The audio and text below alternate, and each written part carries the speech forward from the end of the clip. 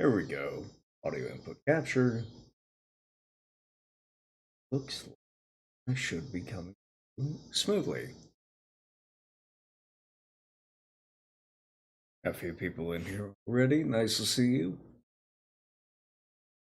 Letting folks filter in while we get that going. And you know what?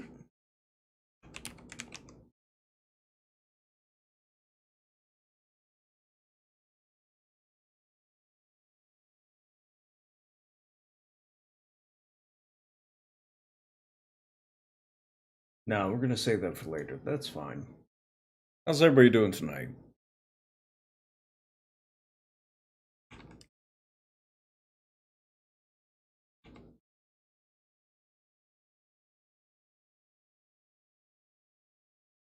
Let's see.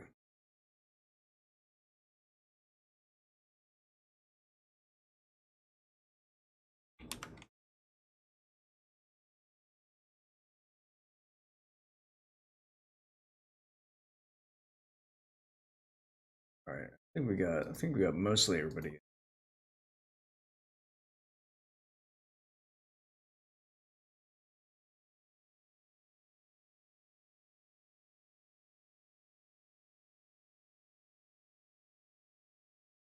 Uh,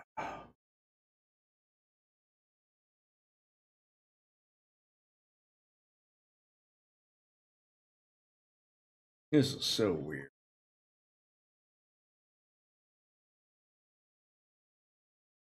I uh I got dragged on Twitter on by Pathfinder Twitter, which is sadly not immune to the curse of tabletop role players being illiterate.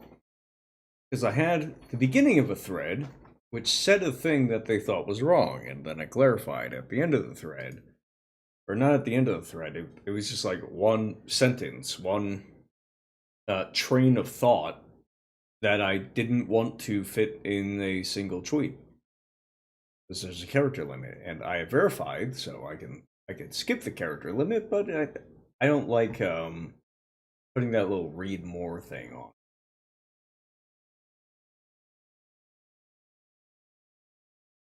So now I have people who ostensibly play tabletop games telling me that, like, no, it's actually perfectly reasonable for me to not read the entire text of something because I will know everything I need to from the beginning of that text, which, of course, in our hobby means you, by definition, get something wrong.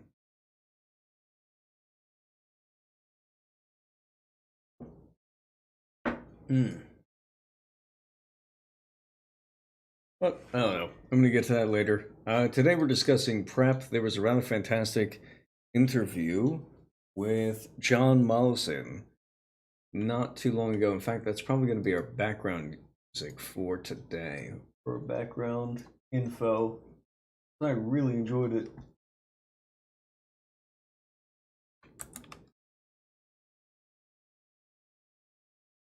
I am really tired today. I got about 5 hours of sleep before work last night, but you know, there was a Pathfinder Second Edition, guys, which is the really weird part.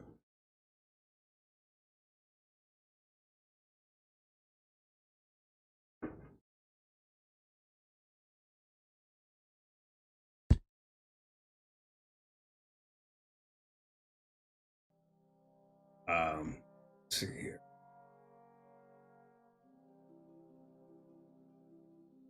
Okay, so I have a few tasks that I want to get to tonight. That I'm just figuring out what order I want to do them in. Still, because I remain ridiculously tired. Ha! But, anyways, who do we have in the chat so far? I see Hufos, I see During the Sleepy, which is always excellent. I saw Doof earlier. I don't know if Doof is still here, actually.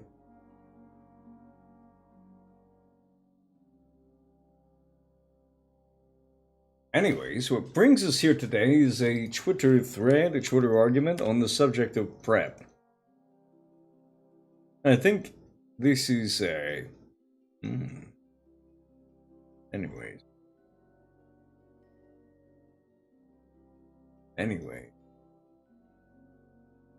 I'm gonna scroll down a while because people were there was a lot of yelling that went back and forth on this point.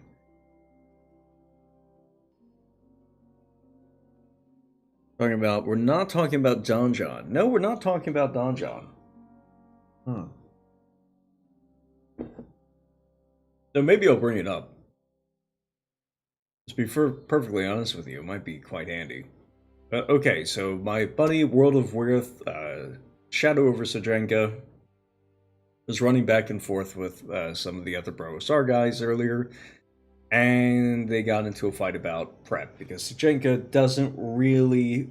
Sajenka made a few arguments, or yeah, we'll say made a few objections on the basis of verisimilitude. That if you didn't prep things, you were going to run into a campaign, you were going to produce a campaign that lacked verisimilitude, that lacked cohesion, that was going to generate terrain that was not supposed to be next to each other, like swamps next to deserts, which was a fun tangent. And so those of you who've watched the John Mollison stream already know. By the way, we'll be jumping into my chat here for those of you who want to join in. Yeah, it doesn't give me the voice notifications while they go. So somebody jumps in, just let me know. Which will be easy because I'll hear you speaking. So the idea. Oh, I have too many at this point. Let's see here. All right, so there was like this two-pronged approach that I had to take here because I am a huge fan of prep, or rather I recognize the value of prep. I am a profoundly lazy person when it comes to preparing for my games. I find it so distracting, so tedious to write down encounters outside of the course of a session than to just do it on the fly. But I recognize, me personally, how's it going, Bradford Walker? I recognize, me personally, that when I take the approach, when I approach a session beforehand, and just put a little bit of time into it, a little bit of thought into it, not only is the session better as a baseline, but the session is also my improvisations that I tend to come up with in the middle of the stream, or sorry, the middle of the game, tend to also be higher quality because I'm not worrying about my foundation. I know that if something doesn't go right, or it's like a joke not landing that I improvise in the moment, I still have the rest of my routine ready. It is taco night at the Walker House. Well, congratulations. I'm a huge fan of Tex-Mex myself. I'm retroactively declaring Taco Bell Tex-Mex. So, we started off with I knew that I was going to have to criticize certain things from Sojenka, so we're just going to go back over these two threads. Luckily, these people, or my friends, tend to be a little bit better at reading than the Pathfinder 2nd edition folks I ran into. So this will be handy. I said it's going to be a two-parter because I don't know how to format it otherwise, and that ended up being correct. But the thrust of this first thread was that you didn't need to adhere to real-world topography, geography, or geology, any of the three, for really any reason. So you don't need to prep that stuff in advance, because I said in a magical world, deviations from typical, let's say, land masses or the orientation of countries and the state of the literal state of the land around you can be caused by events in, again, a magical world. My go-to example is a king's death curse, or a king death curses his brother to never lay eyes on his homeland ever again. And as a result, a ring of K2-sized mountains erupt around that kingdom, and it blocks off virtually all passage. Now, we don't have a ring of K2-sized mountains in the real world, much less around a formerly populated, arable land area or landmass. But if your players ran across one, or one was randomly generated by virtue of, say, your players running across it, you just have to randomly generate some terrain in the moment. That's a perfectly reasonable expectation. It's a perfectly reasonable explanation because it's a magical world. So it doesn't break verisimilitude at all. I brought up an example of my own campaign where the entire valley that we're playing in used to be floating some miles above the air. Well, a mile above the air, we'll say. And at some point, the technology, because you have technology and magic mixed, the technology that was being used to keep the valley afloat, for which it had all sorts of different benefits, all sorts of lovely trade benefits, and there was a change to their climate because they're actually quite far north, but they were able to adjust the valley in such a way that the sun would fall on it more often, and they were able to import more fertilizers, and everything was good for them. And one day it dropped out of the sky. So that's two massive tectonic events, basically, that are going to completely change the way this valley looks. And it's all well within the purview of something like D&D. So I said that coming up with, and that was only the first major change, the first two major changes, I'll say, that it went through. I said, all right, coming up with reasons for non-standard biome structures and patterns across your campaigns can be a lot of fun. Players eat those details right up. Even the implication of a cause is enough to sate the hungry player who waits for the DM to make up some legendary hero so the players can quest for said hero stuff, right? Oh, there was a king that cursed his brother, and this mountain range erupted around him. I wonder if he had any treasure. I wonder if anybody's been over those mountains. Well, we better go check. So said in short, the causes for disparate geological features, and I know I'm using these terms wrong, just bear with me, are varied between the mundane world and the magical. So the explanations for said deviance are often gameable, mid-session excuses are next week's quests, so it's almost preferable to come up with these explanations in a creative fit of inspiration rather than stick with what you prepared. And then there was the big however, the big part 2. This is where it comes to my advocacy for prep. So, I said, if you're not doing any prep for your games, you are wasting valuable time of your players for really no good reason. If your players have to wait 3 years to get to level 9 instead of 1 because it takes you 5 hours to get through 3 rooms of a dungeon, you're running your worst game. Even if you think that randomly generating encounters doesn't take all that long, it doesn't feel long to you, it feels like a breeze to you because you're currently engaged with the game, as has been self-reported by many of the referees of the BroSR, I don't care. If, one, you think it's fun, because remember, the BroSR doesn't do fun as the standard for a good game.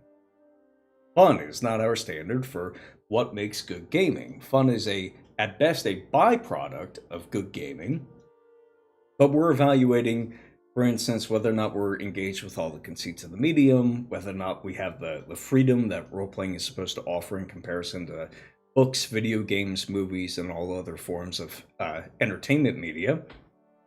And if I am constantly hamstrung by your inability to just, when we walk into a new room, place an encounter down so we could get right to it. Combat is already a lengthy process in terms of real time. In many games, even in some of the old school games, people get analysis paralysis or whatever have you. So, just give me a moment, I'm going to check something.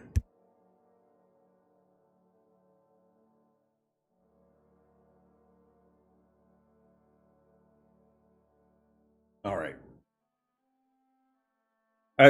There's no reason to this. There's no rhyme or reason to why you would, especially if you're only playing like a 3-hour session, why would you waste that time? Why would you not just prepare some encounters in advance or prepare a dungeon level in advance so when your players got down there, you could say, perfect. Under the rules, under the strictures of one-to-one time, any time that you spend wasting mine is one, deeply offensive, and two, is harmful to my ability to participate in the game. You're killing my momentum, you're taking out my real world time. I'm not as engaged because I don't know if it's going to once again take you. I don't know if this encounter is going to take you 2 minutes to roll up versus 10 versus 20. It really only takes one slip up for me to stop trusting you, or to trust you less at the very least. It is comparable to the time wasted by saying that, for players saying that they're going to go to a given location and then not going to that location, right? Except, and this is the objection of people who say, oh, well, you don't need to do any prep because then I don't have to waste any time. It's like, no. If the players say they're going to one location over another location and you prepped the original location, you didn't actually waste that time. Chances are you didn't actually waste that time if you drew up a small dungeon map, because you could use it later. However, I as a player don't get any catch-up for the time that you wasted in session, which, let's say an encounter is really, really fast, really breezy. It only takes about, let's say, half an hour to resolve. Or resolving a room only takes like maybe 15 minutes. If you take 10 minutes between each room or each encounter, let's say an average of 10 minutes between each room and each encounter, you're already cutting into your game time with the beginning talking stage of people catching up and BSing in the chat before everybody, sits down and gets ready to actually start gaming. Then that 5-10 minutes between every encounter is now like a slice of a room that is not getting completed because the players can't just interact, right? You're putting a loading screen in front of every single encounter. And there's ways of getting around this, which people have recommended, such that it's not impossible to get through a session in this way. It could still be, again, very enjoyable, especially on the referee side, because they're constantly engaged with the game. To them, there is no breaks. There are no pauses between rooms or encounters, because once the players finish one room, they can begin generating another one. Chances are they are not generating another room. I did hear this claim while the players are fighting in another, because they're the referee and they need to be available to, say who the monster is attacking and record hit point damage. So I was a little suspicious of that, but I wasn't going to call it out directly. Until now. So it would be like if I didn't have at least something of a plan for this stream. Watching me and awe throughout the entirety of this stream would not be entertaining, would not be enjoyable, wouldn't provide you with much value. You might feel as though your time had been wasted. And let's say I really value my improvisational skills. I'm pretty good at improv.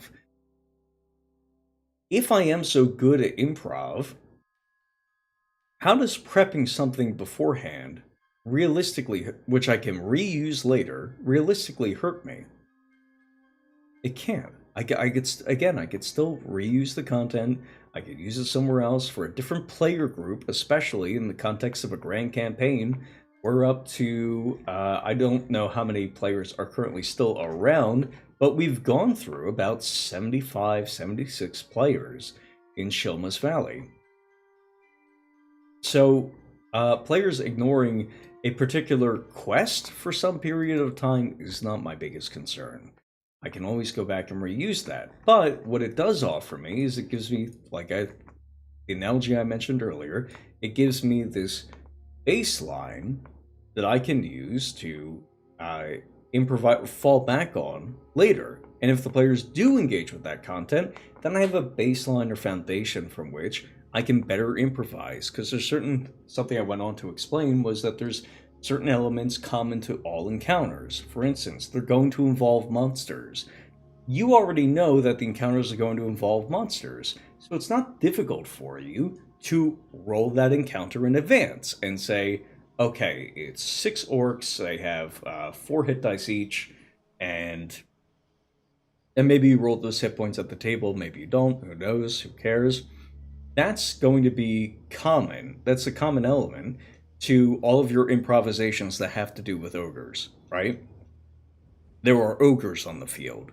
So just have the ogres ready. And in the moment, maybe the players are saying that they are looking for, they're on a quest, and the reason they're on the quest is to find a weapon that's going to help them defeat the invincible overlord, right? Saint Ajax, the Invincible, is ostensibly weak to something in this dungeon.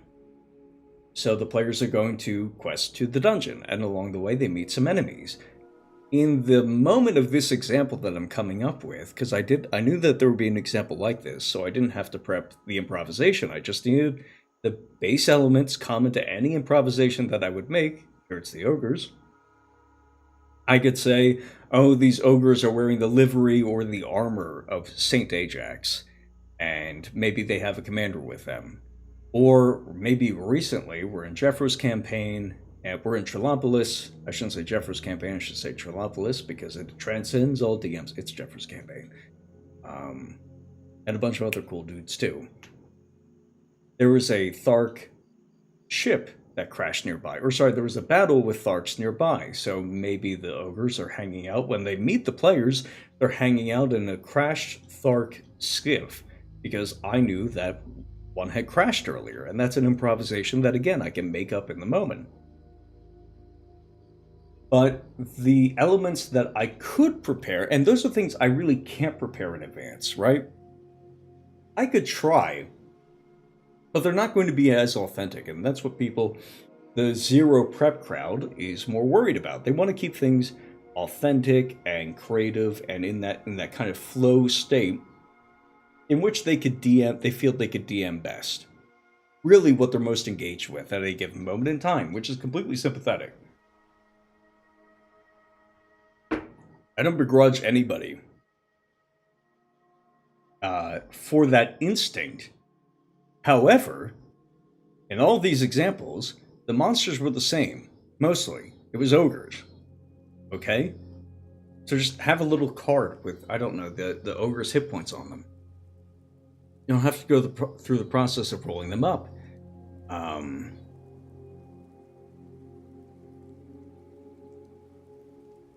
Let's see here. B-Dubs mentioned in the back channels that sometimes it would take him almost as much time to look through his notes to basically take out a prepped encounter as it would to roll one up in the moment.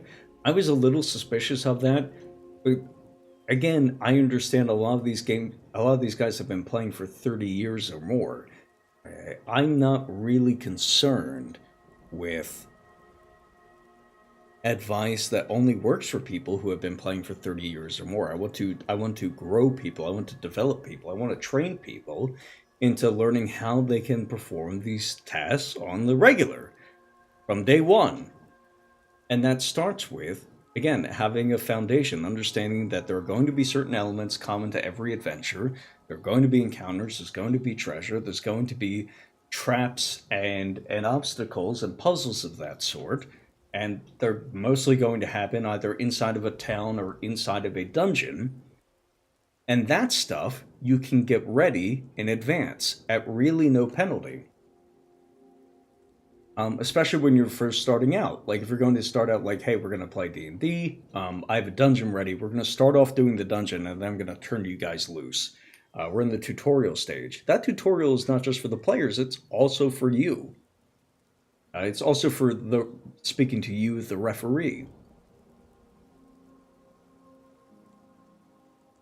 So this is, it's just kind of frustrating to go back over this, because there was a lot of friendly fire over this concept.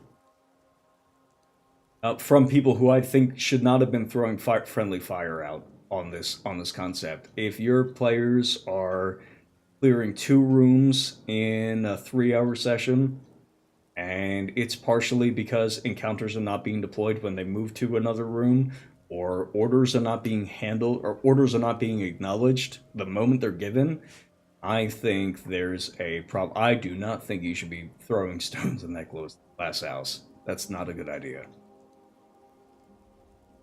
So yeah. So that's what started all of this, and tomorrow I'm running a game. It's going to be for a few new players. I'm going to look at my, let's see here. I'm going to look at my list. Let's see here. Bar said she may or may not be coming. Rez is definitely coming tomorrow. Santo is definitely coming tomorrow. Frogatha is coming tomorrow. Koi, Nessie, and I think Otter, who is going to be our new tutorial referee, which is funny because she's a more advanced referee than I am. How's it going, Doof? Brad, I'm going to get to you in just a moment. She's way more experienced than I am in 5th edition and Pathfinder 2nd edition, no less. Is going to hang out, but she won't actually be playing. So, partially because this specific dungeon type is something that we mentioned as being a good tutorial dungeon. The reason I'm sort of cheating when it comes to this is that I only run the session once the players basically declare that they're going to chase something, right? They're going to chase down this dungeon. They're going to chase down this this piece of loot. They don't have to tell me specifically. They could just say in advance, hey, I want to hunt a necromancer. And we had a whole, I don't want to say arc, but we had a few sessions devoted to hunting a necromancer. We had players trying to clear out a haunt of ghosts that were around. And this again, so I knew what to prepare in advance. And it wasn't that big of a burden. It wasn't a burden at all. I could just do it. So tomorrow, one of the players is a necromancer, and another player, I think somebody mentioned just wanting to hunt down undead. So something, I came up with an idea. I said, okay, we're gonna have a Fey Hollow, and this is where it begins. I'm just gonna begin with a basic shape to get myself thinking. I'm gonna go with the butterfly.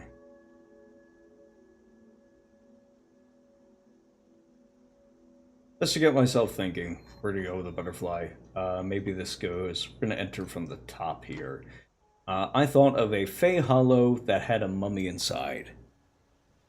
Here, Bradford Walker says, the issue with Zero Prep is that it requires a lot of familiarity with how the game's procedures work, and some games actively fight against cultivating that. Doof Money says, I really don't get this no prep thing. Do you really want to run base minimum games? Well, it's funny you mentioned that, because something in the no prep guys' favor is that a lot of the material in these random encounter tables, through the process that we discussed earlier of justifying them through the lens of a history of a magical world, are often reliably more interesting than the sort of Tolkien or World of Warcraft pastiche that gets passed around as fantasy nowadays. We have the world's crappiest butterfly to start off with here. I'm going to involve the chat here for a moment. Who here has Appendix A on them?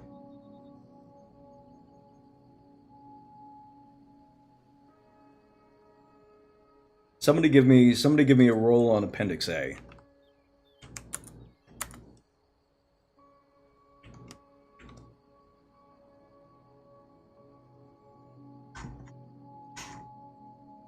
We're going all the way down.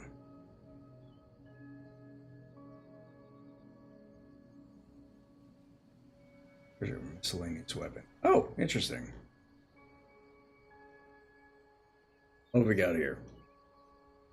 Darian says, hang on. Don't worry, I trust you. Let's see here.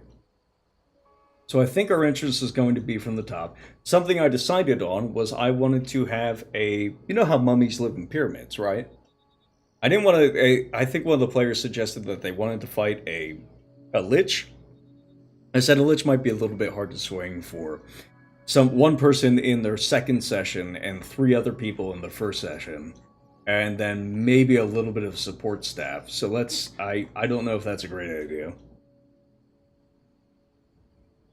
And I don't know if I could swing that. I was like, well, what about a mummy? And he's like, yeah, that's sort of suitably expedient. I'm like, well, I don't really have a desert area in this valley. I have a whole lot of green, so I had to figure out something. And my solution was to say that one of these pyramids, which is of course is a vessel of sorts. And by vessel I mean a vehicle which can move through 16 chamber. Okay. Was going to appear somewhere inside of this inside of this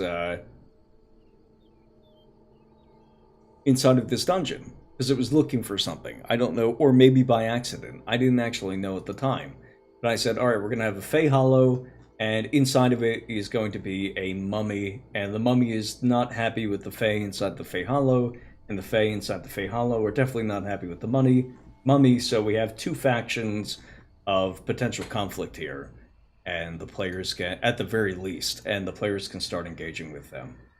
Alright, so we have a 16 is a chamber from Durian the Sleepy. And when I look at that, I need table 5, check 30 feet after leaving this table. Cool. Where's table 5? I did a whole video on AI dungeons and the usefulness of them. Your chambers, rooms, shape, and size. Alright, so I need another d20 roll. And we'll see what happens.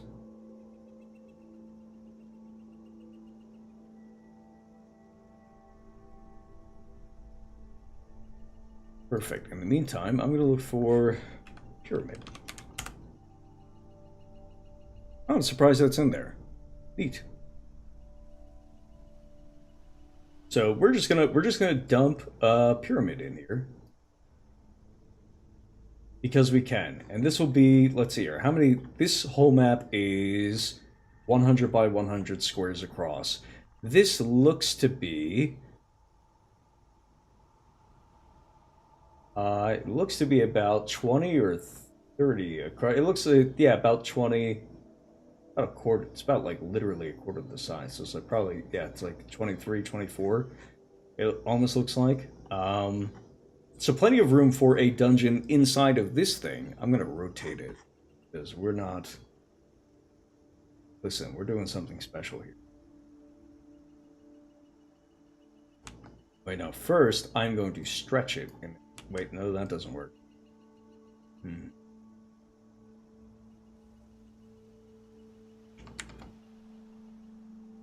At first. Okay. And once I do that, and I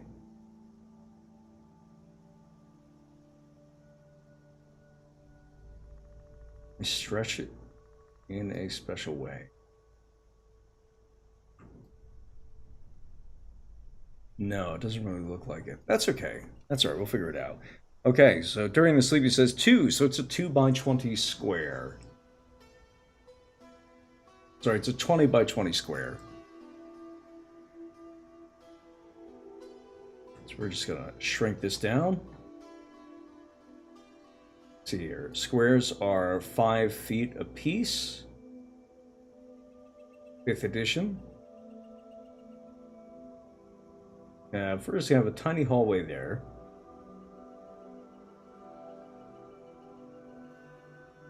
And now we have our 20 by 20. And I'll probably go back over and de-smooth this.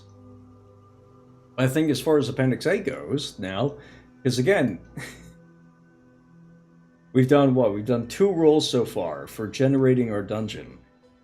Does this seem like a good idea? And I already had something of an idea when it came to what we're going to introduce to this dungeon. So I don't know if Appendix A is really fast when it comes to the table. But anyways, we should probably start rolling for contents now. Let's see here. So let's see. Yeah, so it's chamber, so it's 20 by 20. And I think the next one is supposed to be, oh, number of exits. That's a good idea. I'm gonna roll that. I'm gonna roll that. 10. I got a 10.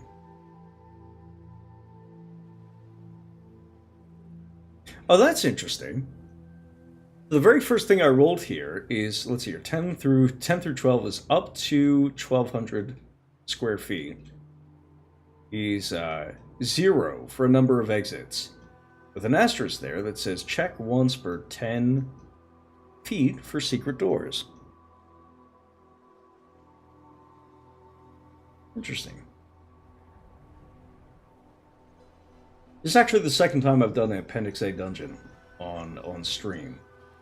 So where do I check for it? Now, I'm not super familiar with Appendix A, so I'm gonna have to go down here. I'm gonna check this out.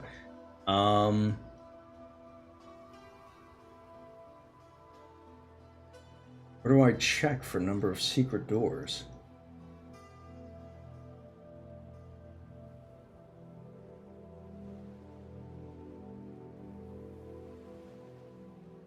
I'm guessing it's table 2.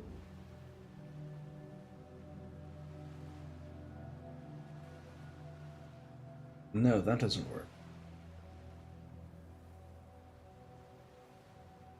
Oh, here it is. I'm dumb. Exit location. See table VD 5D footnote. Okay. If a passage or door is indicated on a wall where the space immediately beyond the wall has already been mapped, then the exit is either a secret door or a one-way door, or it is in the opposite direction. So we're going to come back to that, I guess. We're going to go down here and we're going to roll another d20.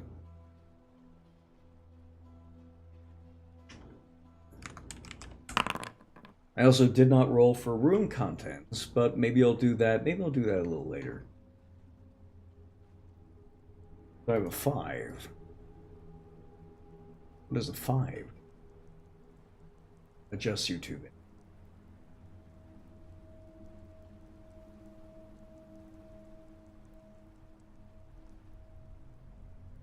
For a periodic check, which is what, like every 60 feet, I think is the idea.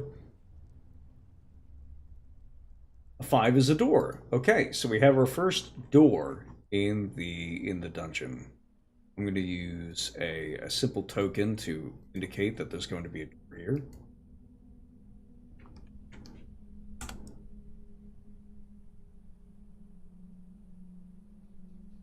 That's Dwarven, that's Eastern, that's Fey. All right, Rooted Archway. I like the sound of that. So we're gonna go, what is that? It's supposed to be 60 feet down from our thing, so it's 10, 20, 30, 40, 50, 60. Yeah, right about here. We'll place it, and I'll just leave that token there for a door. Sometimes I like fun mechanics or traps when it comes to doors, so I don't know if I'm gonna... Do I do that now? Let's see here. Appendix A is a... Bradford Walker says, rolling up random dungeons via Appendix A is an enjoyable minigame unto itself. I completely agree. I'm having a blast right now. I'm so glad that my fun right now that I'm having is not intruding on the precious game time, that finite resource of my friends who have come to be, who've come to participate in a hobby and not to watch me roll dice solitaire. So let's see here. Doof also says, when looking up monsters, rolling unique treasure, and so on, the game stands still. You could probably go through twice as many rooms pre-rolled if the players are above average skill-wise. I agree. And maybe even for those who are not above average skill-wise, you'll notice I have a little clock here. And I need to make better use of this, because this is displayed to all the players. I click play here, and I can say, you have in real time, let's see, our dungeon turn is usually 10 minutes. What if I just gave them 5 minutes, right? And said, you have real time 5 minutes before another turn of the dungeon is expended, passes, right? That's available to me. And that might be good for training some of my players, or just keeping... It's not even a matter of training. It's like, listen, some people just need stimulus, right? External stimulus to keep them going when it comes to their activities. So I don't begrudge them that. We're gonna go, nope, I didn't click that. Excuse me. We're gonna do another periodic check. It's a number. It's another 5. Who would have guessed? 60 feet down here. We're gonna put that like right around this area.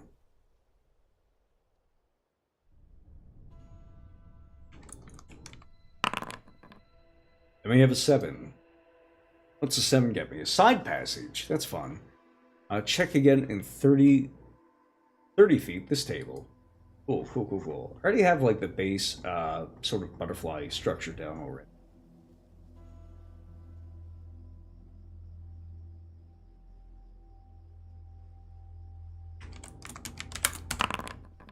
$13. Okay, so we have a side passage. It goes for about 30 feet, and then a 13 gets us a passage turns. Check again in 30 feet on this table. It's going to go in a special direction. We're going to have that dig tool ready here.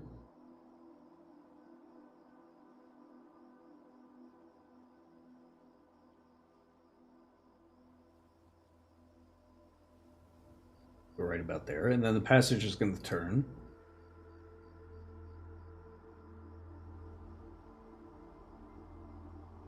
Check width on table 3. That's valuable. We should do that. 9. What is 9 on table 3?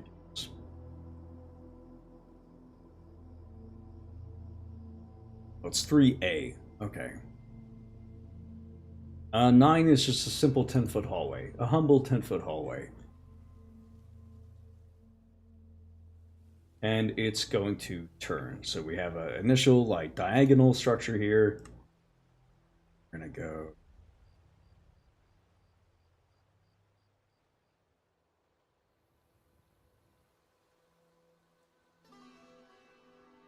This goes diagonal from that door originally.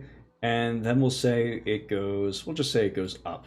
And it's about a 10-foot hallway. A little claustrophobic. It's about another 30 feet up.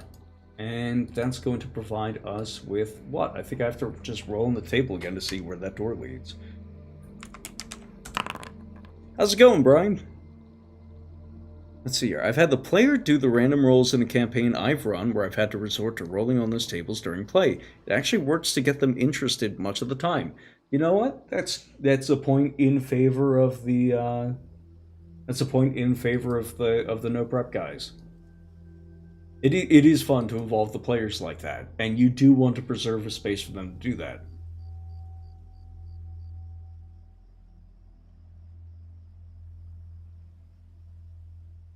Was another 5 get? Did I roll? Wait, did I roll another 5? Okay, we're going back to doors. We're gonna pick a different door token, I think. Let's go with Elven this time. 8.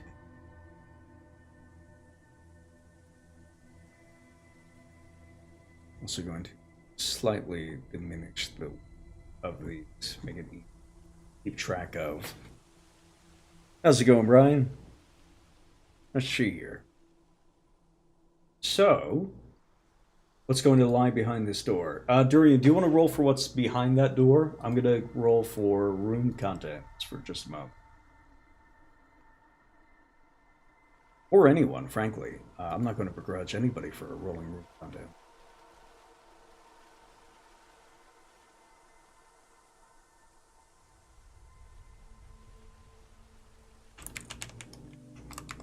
Okay, one of our players will not be available tomorrow, which is fine because they did not sign up. I was not expecting them.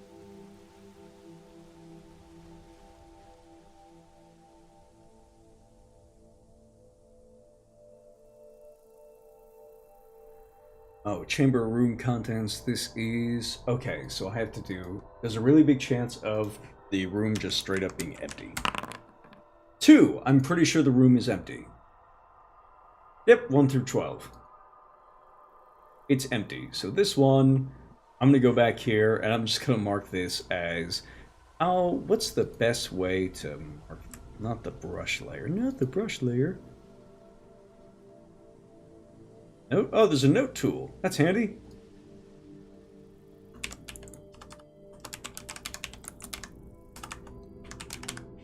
Awesome.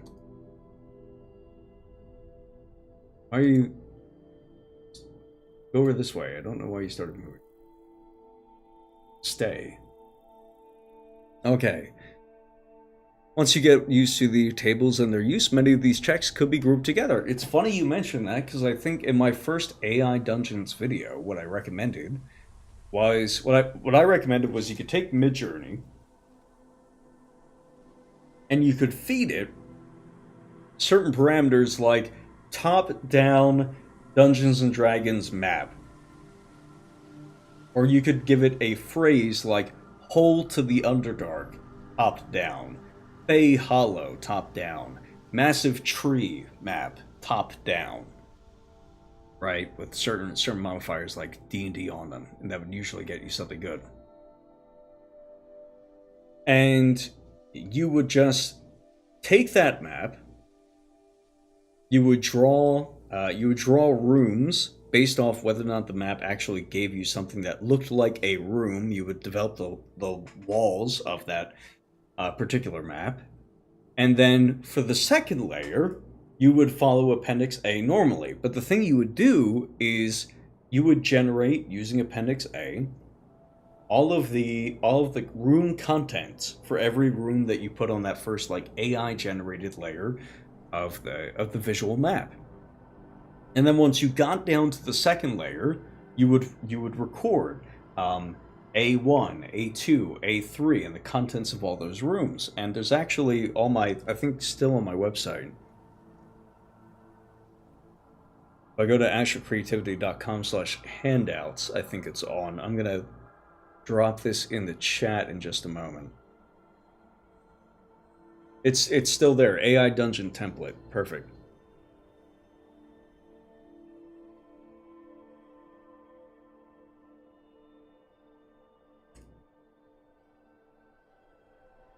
What you're going to do is when you leave that up, you're going to record all the results for those rooms, and then you're just going to flip the room content results when you get to that second layer.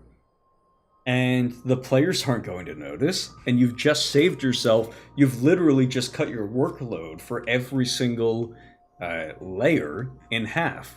So you can do that. But again, somebody who's just starting out doesn't know that. You guys who have played 30 years, you guys do understand that kind of stuff, and it's awesome. I'm glad that you do, so you can answer my questions and teach me. But when it comes to teaching people, exposing how to run the grand campaign, which is my job at the moment. I want to explain how to run the grand campaign while also running the grand campaign. I am obligated to explain this in a way that allows people to do it on their own. Did those notes stay up? Well, okay, so the notes stay up like that. That's fine. Did I get a die roll from you bastards? You didn't get. What lies behind the door? 17. So we've already curved away from the main point of this, the quote, main point of this dungeon, which is a giant pyramid in the middle that was teleported in, and with the mummy who is having a bad time and will not be going to space today. I roll another, oh no, I rolled a 17. What does a 17 get me? That's the highest I've rolled. An A. There's a room content, so I gotta ignore that.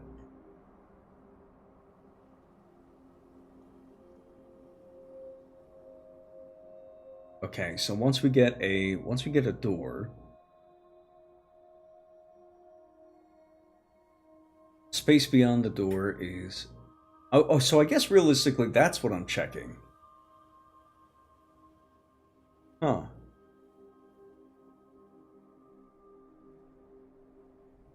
Yeah, Hufo Saker says, yeah, on the fly like this is something to practice and master before it pays dividends, like solo. Yeah, that was a really common recommendation from the guys who were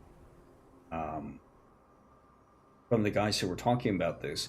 I was a little nervous about that because on the one hand, they are directly experiencing the time dilation, or I thought I thought they would add to my argument, because they would realize that they were experiencing like the same time dilation of, okay, I'm no longer doing an encounter, I am now stopping to consult this oracle and then generate an Appendix A dungeon on my own, right?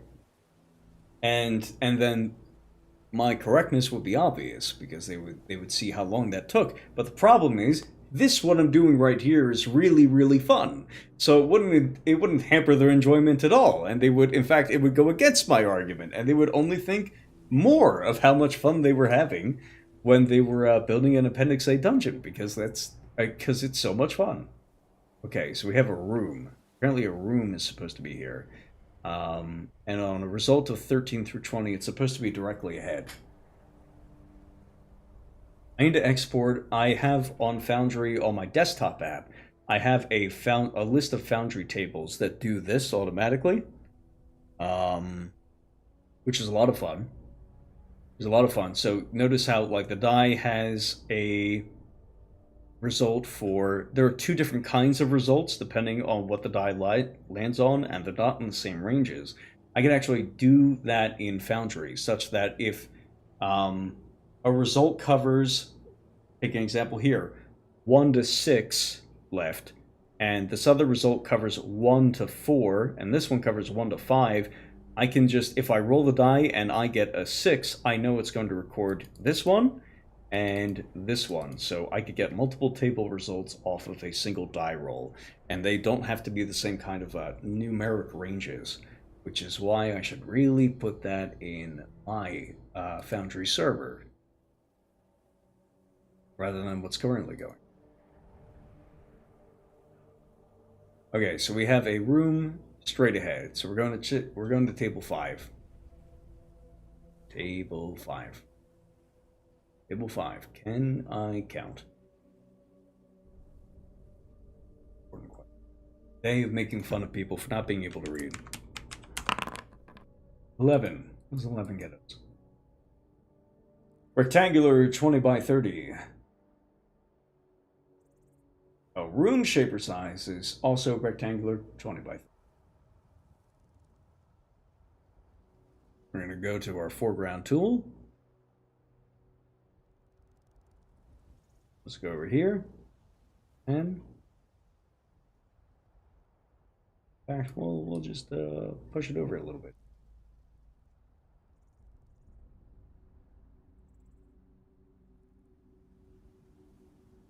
Be nice and gentle with it.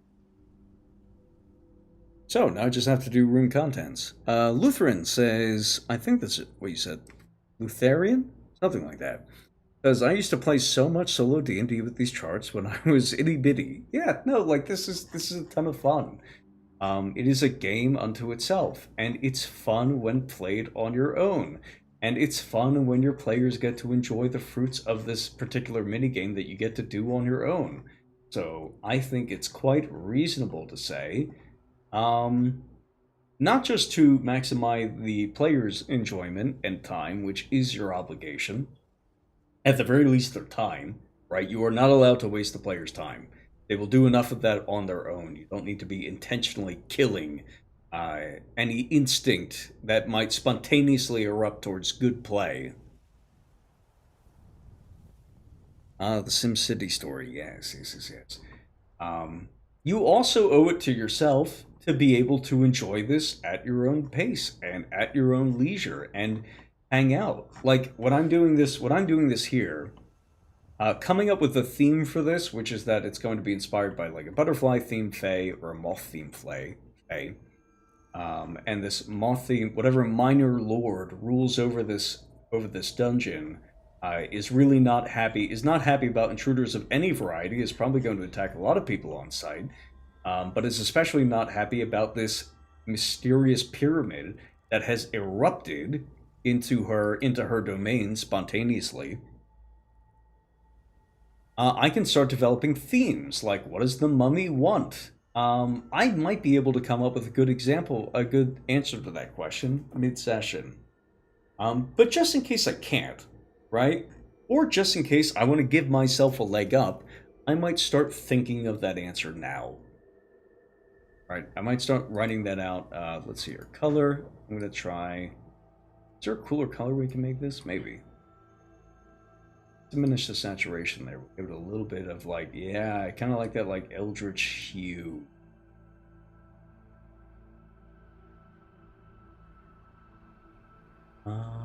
But I don't want it to be green. I feel like this. Yeah, there we go. I can see. I'm just playing. I'm enjoying myself. Maybe there's something in the middle here. You know, butterflies are pretty much consistently themed on, like, I don't know, transformation. I feel like that's not a huge stretch to say. So maybe there's a MacGuffin in the center of this hollow that allows people to transform, and maybe the mummy is tired of being a mummy, or maybe the mummy wants to be an even better mummy. He wants to be Mummy Plus. I have the option of I have the power to figure this shit out. What I'm probably gonna do is I'm probably gonna take one of my pyramid models and export that as a token from Cinema 4D and then drop it in here. I think that's gonna be, and then I can make it look really nasty, properly eldritch. Says I misused the term, but not according to the vernacular.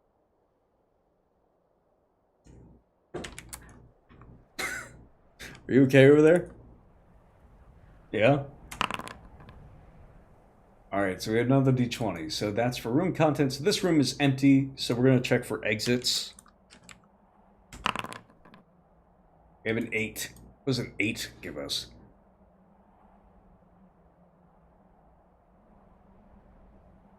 Seven to 9 for up to 600. That's 3 exits. For this, it's 4. Okay, so that's good, because I think what that means is we get to have a secret entrance around this spot. This is probably going to be full of secret entrances. And then we're going to have another exit over... Wait, no, I think I can roll for position as well. Do I want to do that? Why not? I don't have any time pressure, so I can allow the dice to show me more in this case. Exit location. Alright, well I already placed one, so we're going to do /R. We'll just do 3d20. And on Foundry I can check the individual results, which are, let's see here, 8, 12, and 19. An 8, 12, and a 19. Okay, so that's left wall again, and 19 is same wall. That's a little weird. So I guess we have 3 secret passages here. Or maybe not, because they don't necessarily have to go all the way over there. I could check again. I could follow this all the way down. All right, somebody start putting d20s in the chat and what Appendix A thing they're for. Because I don't want to be too unfair to the Zero Prep guys. They made a really big point of the collaborative benefits of doing this. So naturally I'm going to partake in that because I'm generous and exploiting my audience, as is my right.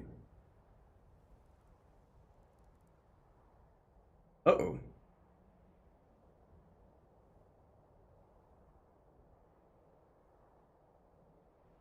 I go offline?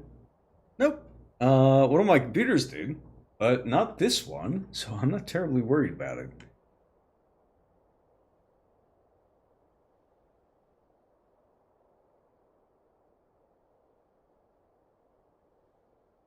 So that's not necessarily a door, that's just an exit. So I guess I can do, I guess this is a side passage. Let's just do 3 side passages. Yeah.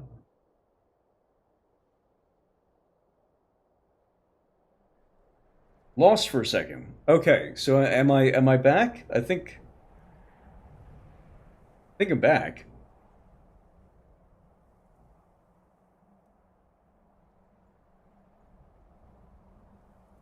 I think it's just only this Chromebook over here. But the problem is I lose access to looking at my comments while that's going on.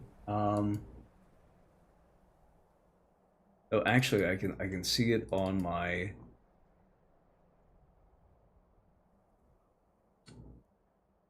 Oh, look at what switched to top chat again for no apparent reason.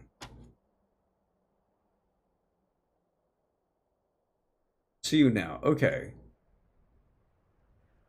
As long as your PC doesn't explode like a Mook's mobile suit, it's okay. Yeah, okay. A Sphinx has to be there to ask door 1, 2, or 3. Yeah, sure. I guess a Sphinx hitched a ride with a. I'm going to create a new scene over this way. And we're going to say, what do I call it in the chat specifically?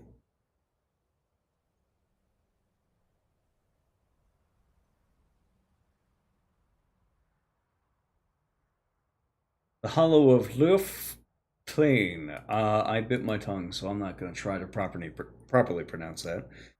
Jumble of Irish syllables.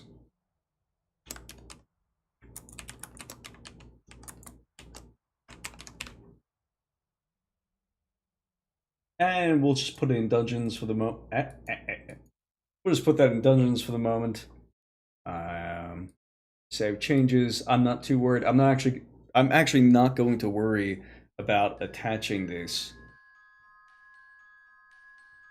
to here. Guys, I'm gonna check something real quick just for a moment. I want to make sure that I'm not actually constantly going offline.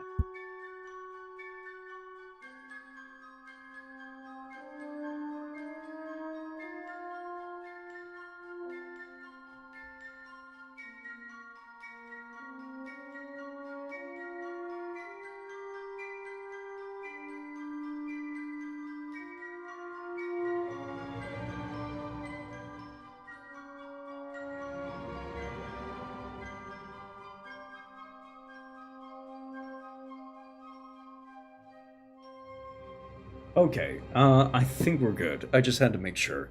And there it goes offline again because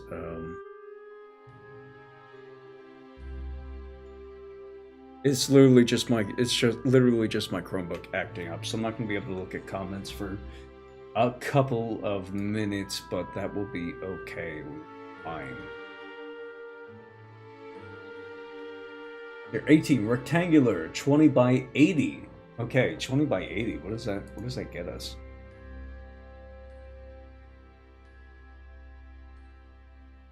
89 100 platinum pieces per level. That'll be interesting.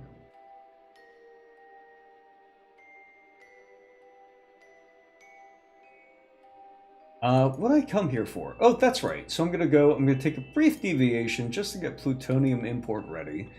And we're gonna go up to creatures. It's one of the advantages of and again, this is a bias on my part because I am running online and I have some need. Do I have a monstrosities folder? Yes, I do. Okay, open importer. I have where do I put it? Somewhat more important for me. Yeah, reset filters, please. What do we have for a Sphinx? We have Andrew Sphinx, China Sphinx, and Sphinx of Judgment. Interesting. I will take all of you. And just to remind myself later that I wanted to use a Sphinx, I'm going to drop it onto the map here. And then maybe I'll use some treasure. I'll just put treasure behind those doors. And then if the players spot the secret doors, because again, they were looking for, yeah, okay, so this is coming together now. I'm going to put a little note here. You again have a secret passage. There's 3 of them.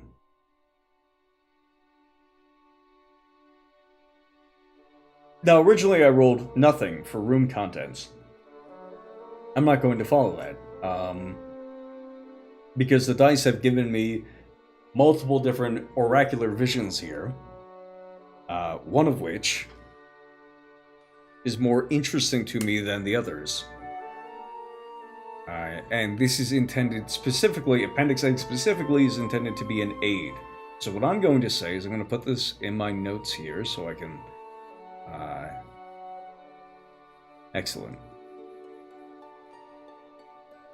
This here, I'm going to say...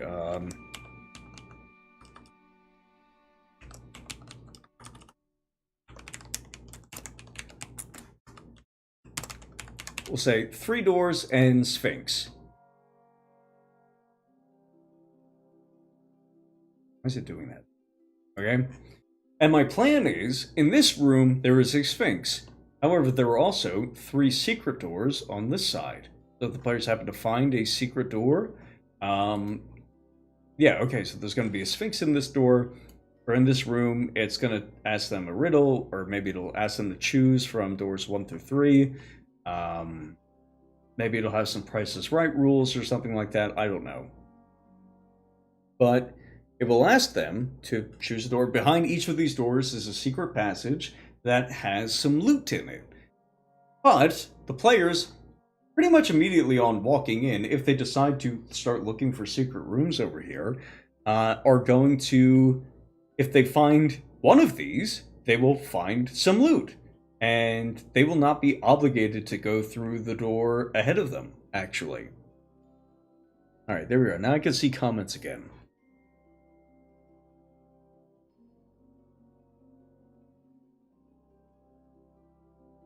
So that's a pretty fun encounter that's just sort of been revealed to us by the dice. But again, remember, the players they don't have to interact with the Sphinx at all. They could just go over here. If they happen to look for secret doors or anything like that, they can find a secret door and they can find some loot in it. And chances are they're not going to look for multiple secret doors in the... Who would have guessed? Who would have guessed that there would be 3 secret doors right next to each other? I wouldn't have guessed that. I didn't guess it when I made that roll. You could go back into the VOD and see the look of surprise on my face. So almost certainly the players will not be finding all 3 of those, but now I get to populate a little bit of treasure in each one. And maybe they come out on the ass end of the Sphinx. Or... and they get to have a social encounter there. I don't know how it would react at the moment. I'm glad that I have time to think about that. I'm very happy that I have time to think about and consider that question. So we're going to go back. We're going to go back to a different set of rooms. I am going to make a... Alright, vote. I want you to vote in the chat. Can I do a poll right here? I can super chat myself. That's awesome. Okay. I have to go refill my coffee. Yeah, you're not supposed to walk in the backstage. Okay, so here are our options.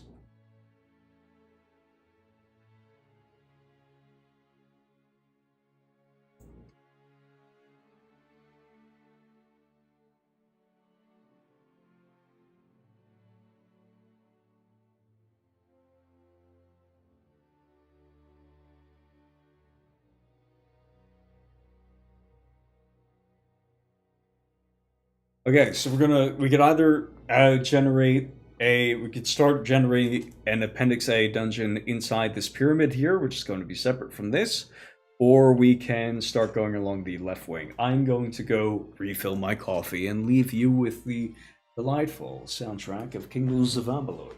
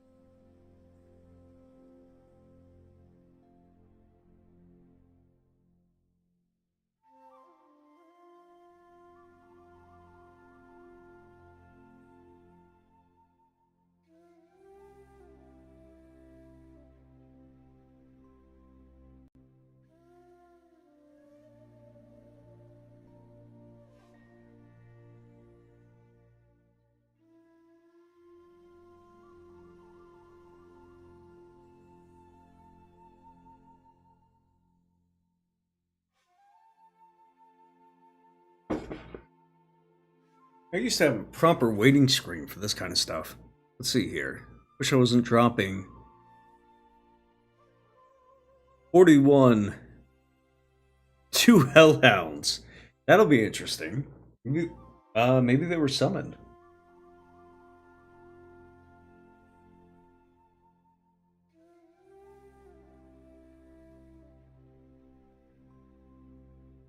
That seems reasonable to me.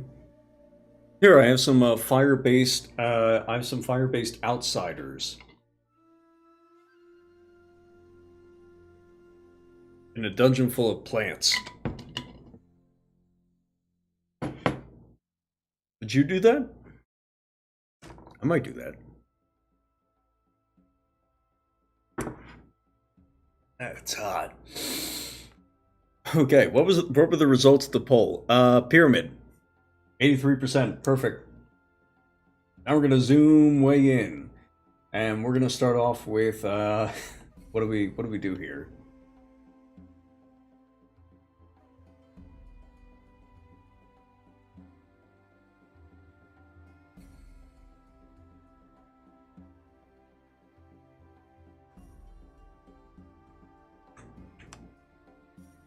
All right, here's my plan. We're gonna put this right here.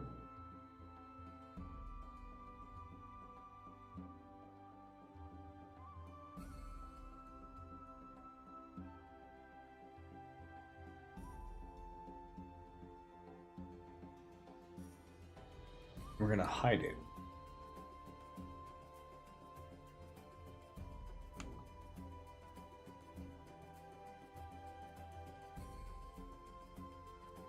Perfect. Put that there. We're going to hide it. And this one, on the other hand, we're going to flatten to the background here. And then when I eventually need to make use of this again, I could just increase the transparency. Just so I, again, still have that idea of where I'm starting from.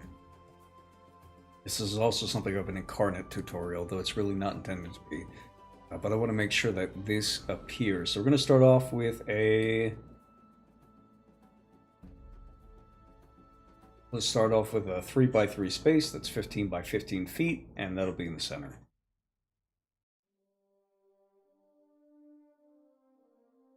And also I'm going to put a note down for hellhounds. Really weird to me that when I do notes, it makes me generate the note first and then drop it. I guess that's intended to make it easier to use them. Where am I going to put hellhounds? We'll put hellhounds. We're going to say that they're guarding the entrance here.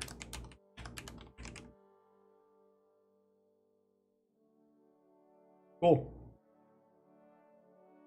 So now it's back to the standard periodic check. No, if I'm starting from the center and working outwards, I guess what I should really do is I should look for a number of exits.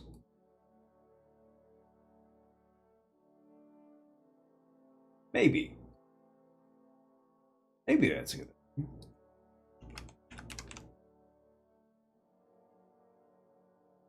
There's a Sphinx out there, so I don't have to worry about that. Cool.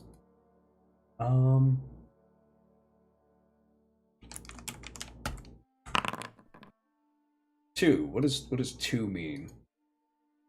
The number of exits. It means there's one exit. Alright, so we have one exit that's gonna go over here.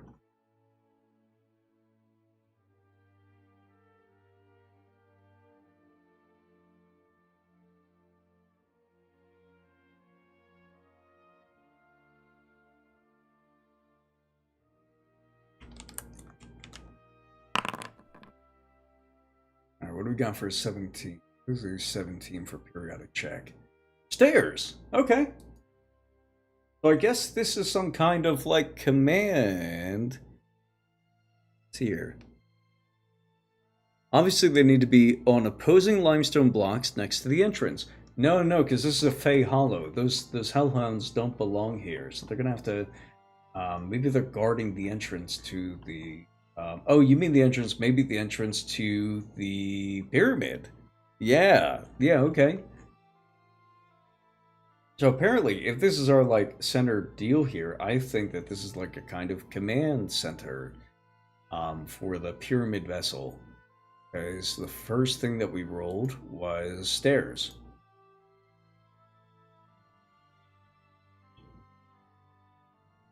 Do I want to?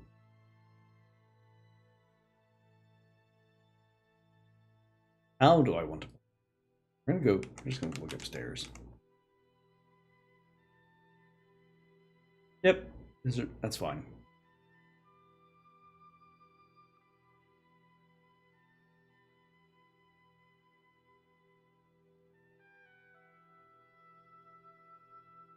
And then we'll just 180.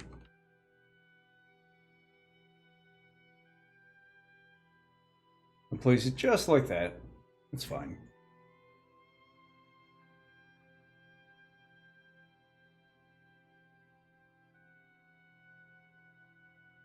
So that's now on a. We're gonna half hour.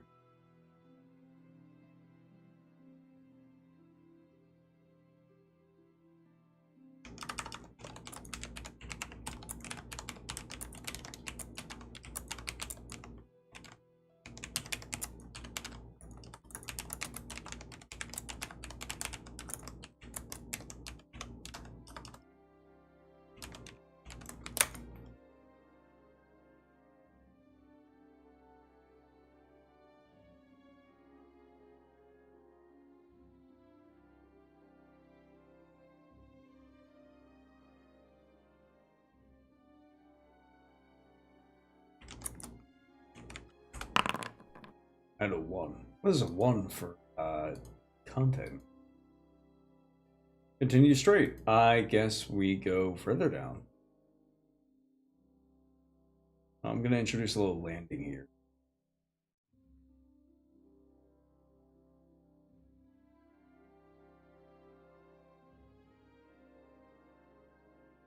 I want these stairs to go like that.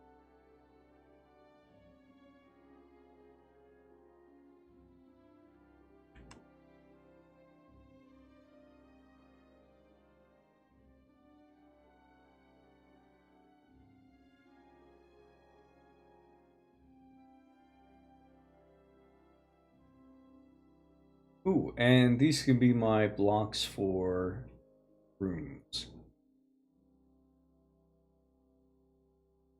I want to do that. That'll be perfect. All right. Close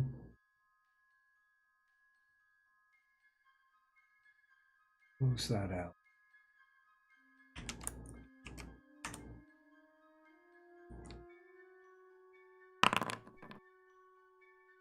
Each one. 12, a 9, and a 9. All right. This will take me through the process easy.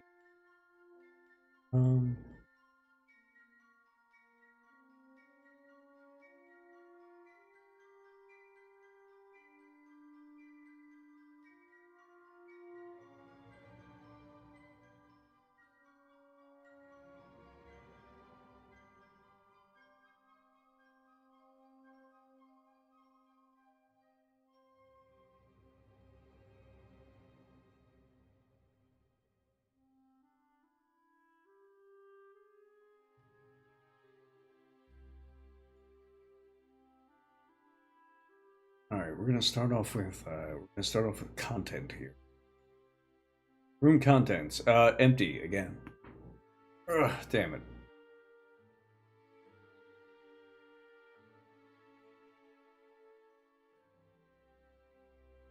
That's fine. And what's behind our periodic check?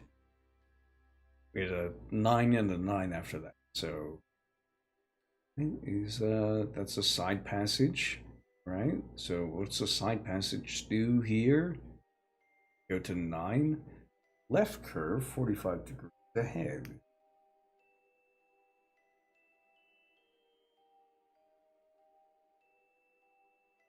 Oh, wait a second. We actually have something perfect for that.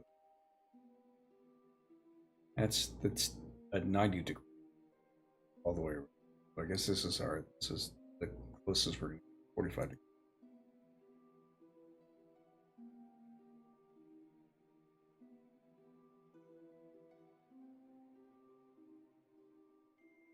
That needs to be left.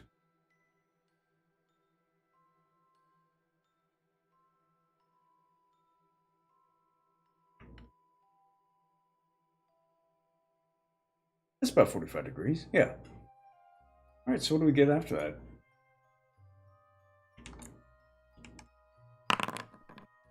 Got a 20. We get a natural 20. What does that mean?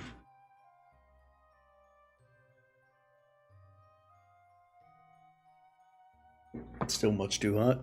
So spilling a bunch of coffee all over. What nonsense. Oh, he's a wandering monster. Durian, do you have a wandering monster for me? Let's see here. Check again immediately to see what lies ahead so direction of monster's approach can be determined. Alright, so somebody's going to, on your end, I should say, not pointing to the thing I'm reading comments on, is going to determine a monster for me. Whereas and I think this is technically level 3 of the dungeon. I think for a pyramid, the levels go up, not down. I think whatever you enter it on is like the base floor, and then it goes up. So those are going to be our levels. So I think this is what, like level 3, or I think it's going to be level 3 because level 4 is going to be at the very top. For the purposes of determining which monster, and I am going to determine where that monster is coming from with a very special D20 side path.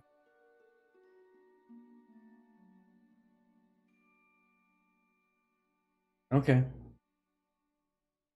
I'm going to go back to table 1 in just a moment. Start off with 11 and then 6. 11 is the passage T's. Cool. And then 6 is what? Another side passage. Sure. Why not?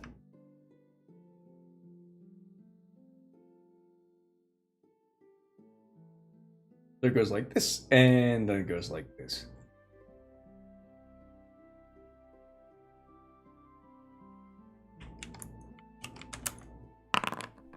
And it's okay that this is going to end up looking really, really weird, right? So going back to the accusation that started all this, which to my mind was incorrect, though not necessarily bad faith. I'm kind of interested in what features this thing has. I'm only going to go with the Appendix A stuff for just a little bit longer. So there's something else I would like to get to stream specific. A few different mechanics I want to explore first. By the way, if you're one of my players watching this, I will know, and I'm not going to stop you from watching this, but I am going to have all the monsters, metagame, and target use.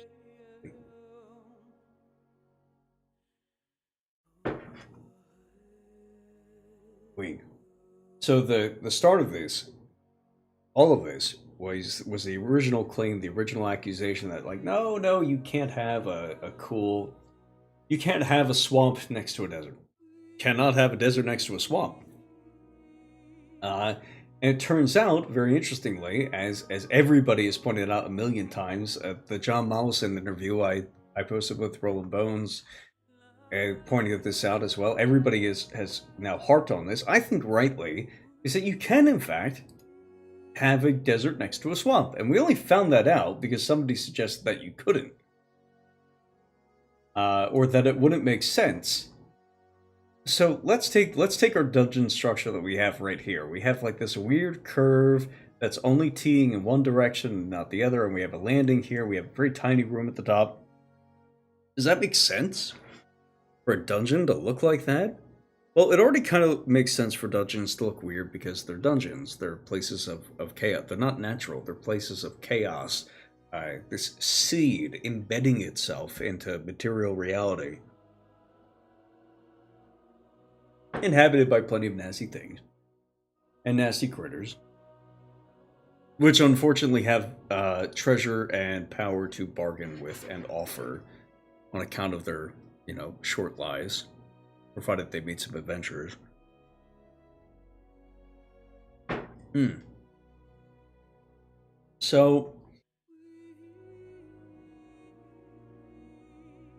so it already makes sense for a dungeon to not quote make sense in its geometry and stuff like that, but even more so in when it comes to something like a pyramid. Because the pyramids themselves were set up, they had great treasures inside, and they were set up themselves to deter grave robbers. They had false entrances, they had false passage, they had passageways where if you went a certain distance, a great big block would fall in behind you, thus trapping you inside to your certain death. There were presumably hidden levers or something. Maybe there were hidden levers. I don't know. It's been a while since I read a book on King Tutankhamun. No, I feel like I'm missing a syllable there. King Tut, we'll say. So it's perfectly reasonable for a pyramid inhabited by an active, intelligent mummy to be set up like this. That's perfectly reasonable to me.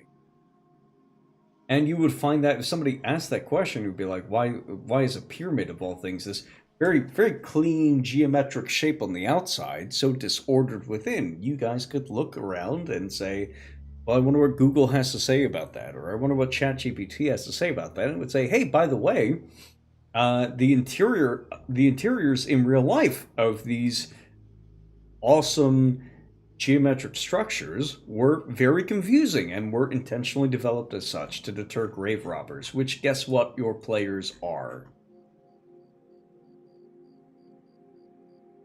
Durian the Sleepy says that we have a minotaur prowling around. I have a different creature in mind for a minotaur, but quite resembles it. Though maybe I go with a minotaur anyways. Who knows? I don't know. I don't imagine a minotaur would be terribly threatening to 8th level, 5th edition characters, even if I did homebrew it a bunch.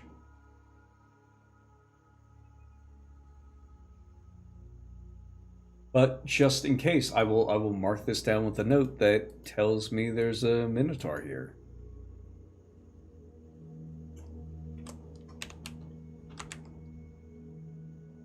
Tutankhamun.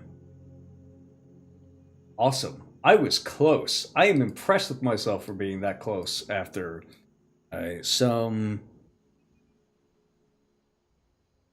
Tutankhamun. Alright, we have competing. You must now fight to the death.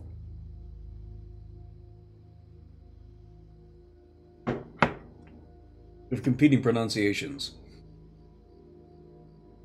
But yeah, so now we have this pretty good setup. I'm gonna roll. You know what? Just to so that we have more, I'm gonna roll. Let's see. We're gonna do 6d20 right in a row. He's just gassy. Oh no.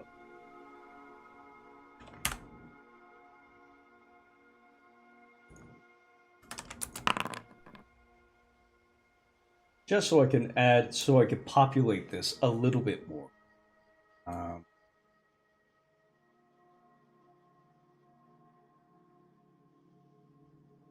Yeah, we're gonna go right here.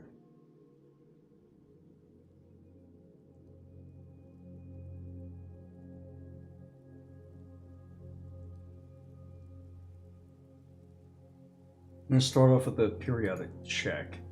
All right, 13, 4, 2. 13 is a passage turns. Then a 4 is a door. And then a 2 is a continuous straight.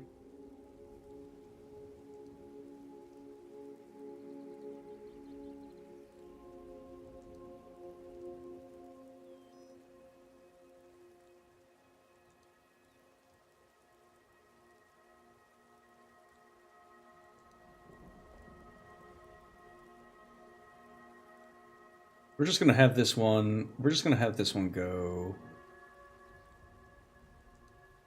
Oh, why are you so big?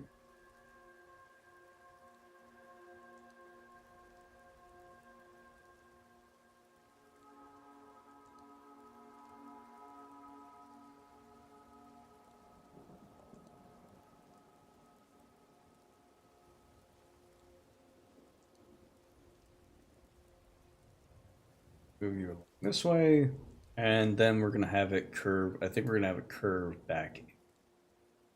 Oops.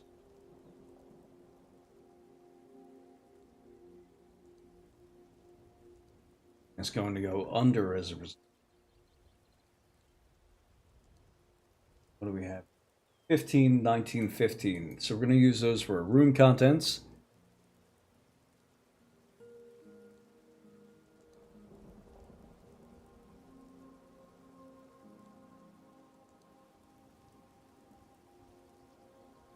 Oh, that's fun. Okay, so we have 15, 19, 15. So we have Monster and Treasure, then Trick or Trap, and then Monster and Treasure again. C table VG below. That is 5G.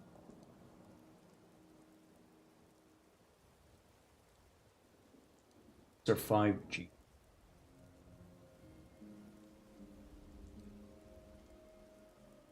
Okay, so that's it is a treasure and monster both times. So we're gonna do 2 rolls on the without monster table, add 10% to the total of each. Okay, so we're gonna do 2 pairs of 2 D100 rolls. Deja vu all over again.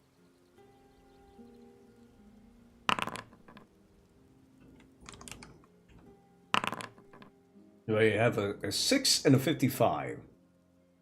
1,000 copper pieces level, so that's going to be. I think we said we were on like level 4. I guess that's 4K, except it's an added 10%. The total of each roll. Okay, so that'll be 4,400 copper. I guess I'll just add a note here that says there's going to be 40 in whatever room this is. We're going to have 4,400 copper.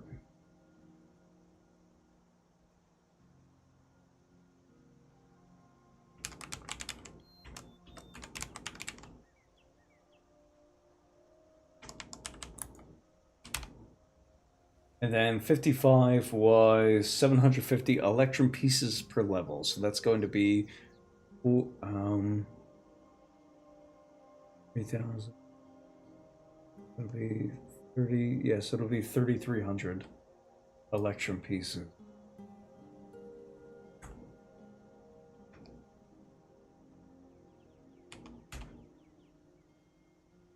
And then for the second set of rolls,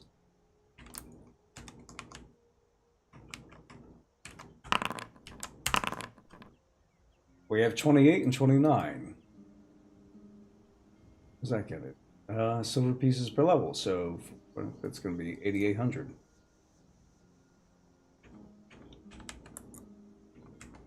8,800 SP.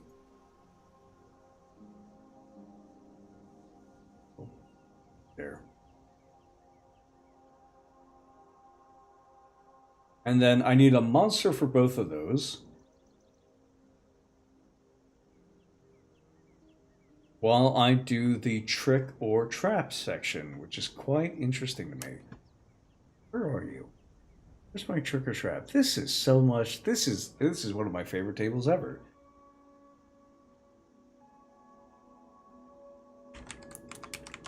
I'm so glad I get to spend an hour and a half or even 2 hours doing this. 11. What's an 11 get it? Instead of rushing through it.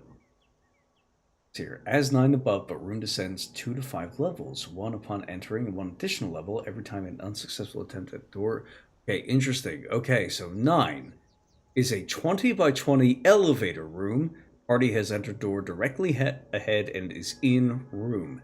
Descends 1 level and will not ascend for 30 turns. That's cool. That's important.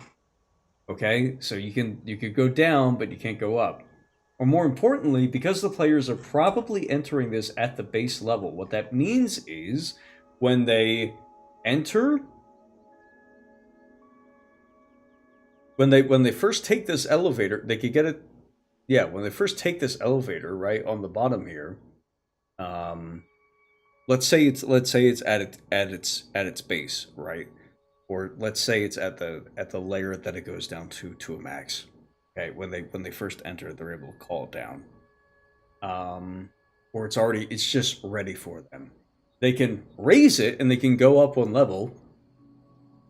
And the problem is, they can't go up a second level until some time has passed. Now, these are 8th level characters, so they're probably going to have some. It's not unreasonable to assume that some of them are going to have flight. Or traps. Or sorry, not traps, like maybe they have like pitongs or whatever. I actually might not let them use the pitongs. This is a flying pyramid ship. They might have to use something a little bit more exotic. But probably some of them are going to have spells. I know that there's spellcasters participating tomorrow. I think one of them has a Dimension Door, a Thunder Step, or something like that, so we could take somebody with them. Or they could decide to clear out the room, to buy time, basically, and they have to let those 30 turns pass. 30 turns is 10 minutes. So 300 minutes is what, 5? That's 5 hours? Yeah, that's 5 hours. So that's a bunch of combat encounters, plus a bunch of short rests, probably not a full long rest, most likely. But they don't necessarily know when this elevator is actually going to go up. I could telegraph it to them. I could put like a little loading bar on the elevator. I've done that before for some of the elevators that go between the world above and the world below. They have like a literal loading bar and runes that indicate their progress until they actually reach the bottom. That helps inform the players how many layers they could go down, basically. Provided they have somebody who could speak Elvish, because they're usually Elven runes. And if it's Dwergar that they ran into, it would either have to be somebody who spoke Dwarven or Undercommon, and then they could understand it, which is a fun little puzzle for them. They could use it just fine, no matter what languages they speak. But who knows where you're going? If you want to know the names of the layers that you're going to, you should probably bring somebody who knows Elvish. Challenges that involve languages in 5th edition aren't really a thing. But having the opportunity to introduce them, just as a reminder that the game used to be so much more expansive and so much more thought out, intentional, I think is fun. Because it encourages them in a grand campaign. I think it encourages them. Am I going to get something if I look for elevator here? No. How about now? No? Okay, what if I just look up circle? Or, okay, that's not exactly awesome. These, on the other hand, are looking pretty cool.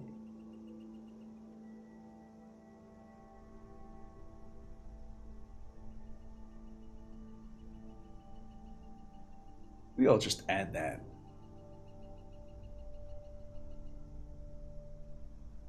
And then you could shrunk way down, mister.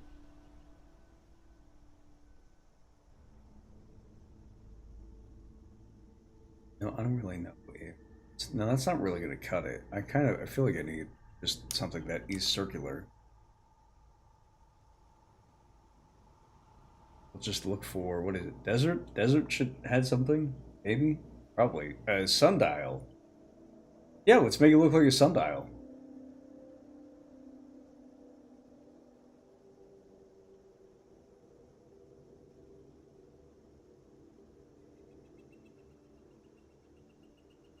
Cool. I'll be your elevator. Starfruit Honey says, comprehend languages could also be an option if they're smart about their ruin delving, but how often does anybody take that? Well, I think they're going to take it more often after these. Starfruit, that's Otterstar, right? That's our new lovely referee, and also one of my favorite players on the server. Being generally fantastic. Okay, so we have like a setup here that I'm just going to probably copy paste and start manipulating around the rest of the ship. And maybe I'll watch an episode of Stargate SG-1 tonight. I think I get to get up I don't think I'm doing 7:30 to 10:30 tomorrow. I think I'm doing 8 to 11. I think I'm doing 8 to 11 tomorrow. Yeah, so I could stay up a little later than I was initially expecting. But so that's the idea there. Of course, if I really wanted to, I could go over to... Alright, let's go to Don John. Hello, Don of John. Don John RPG Tools. Do you want to give me a random dungeon, Don John? Don. Don Juan Don. Can you give me a random generator from... Motif, abandoned, giant, undead, vermin, aquatic, desert. Sure, desert. Give me a random dungeon. I could... Oh, that's the most boring thing I've seen in my life. Okay. Oh, okay. That's something I could vaguely fit into a pyramid structure right over there.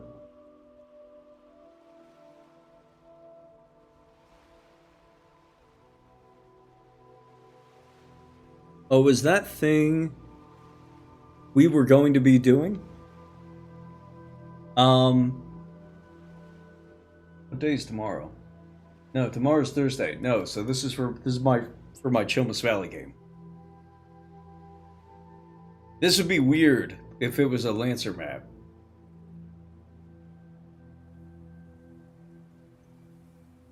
I think, anyways. I think it would be. Now, this is just an example of a map that I made prior. I didn't use Appendix A nearly enough, but on this map, at the very least, but I bring it up because these hollows, we're going to start talking about design motifs when it comes to the dungeon itself, and that'll be how we finish up for the evening. So it is probably going to take me, there's plenty to discuss here. So I did a stream with Aaron the Pedantic in which I explained that when I designed a dungeon like this, when I design a hollow, and when I design dungeons in general, but for these ones it's an illustrative principle, is I make very heavy use of negative space. Between all of these, you see all of this is very clearly like a foreground layer based on all the squiggly lines and stuff like that. There are walls between pretty much everything that you see here, okay? If you see a brown line here, that's a wall. The player's sight on Foundry will not extend past it. However, there's still space, there's still stuff between these different walls. I decided at the time, and I'm probably going to repeat a similar decision, I decided at the time that it would be waist-high, running water, right? In this hollow, this little demi-plane, basically dedicated to a minor fae lord. I decided in this one, it's going to be, we have running water that's defying physics a little bit, just a little bit, nothing too wild, in between all of the rooms and passageways of these dungeons. And that means you can hear running water. You could potentially see, and I could literally replicate this in Foundry. I gave an example.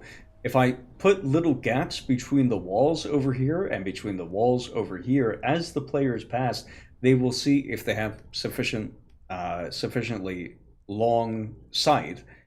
They will be able to catch little glimpses of whatever lies inside here. So they might see a little sliver of a token of a green dragon, a young green dragon, or an ettercap that's hanging out over here. So I can feed the players information that way. If they have something like Speak with Plants, they can basically get a free pass wall. Now that sounds a little contradictory, but there's a spell in 5th edition called Speak with Plants, and it lets you speak with plants. And it's 3rd level, which sounds wild. Why does it take a 3rd level spell to speak with plants? Because you can also get them to do very minor things for you. And one of those very minor things you could get them to do is to move out of your way. So if you have a set of natural terrain that's predominantly plants, you could actually, for a full level lower than the spell Pass Wall, get them to move aside for you and get some extra information on the side. So And what happened, actually, this is an example from my game when I ran this dungeon. As the players started going this way, they ran into a door, they ran into a barrier, and what I always do with these Fey Hollows is they always have some kind of door mechanic, which we're going to get to after I explain this portion. Um, they ran up against the door and they decided that they actually didn't want to engage with the door at all. They got to catch little things about they got to catch little details and little glimpses of tokens on the other side of the door. And they said, "Why are we going to go that way?"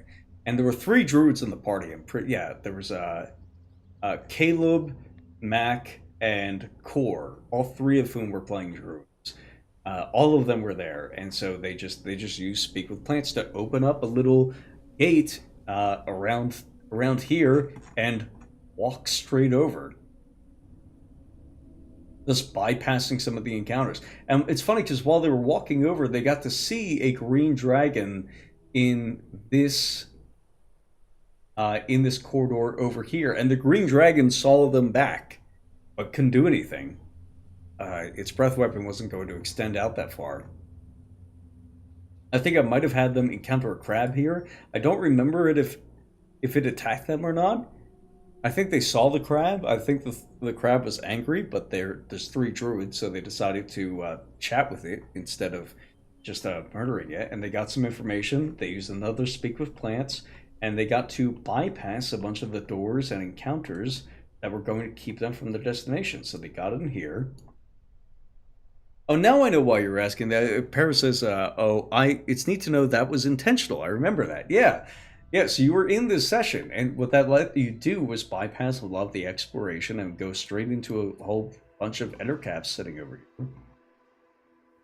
And it was really fun. I think Armorin used one of the geodes, the magical effect of one of the geodes to gain a burrowing speed. So he, during that encounter, could burrow under and go into the main boss room over there.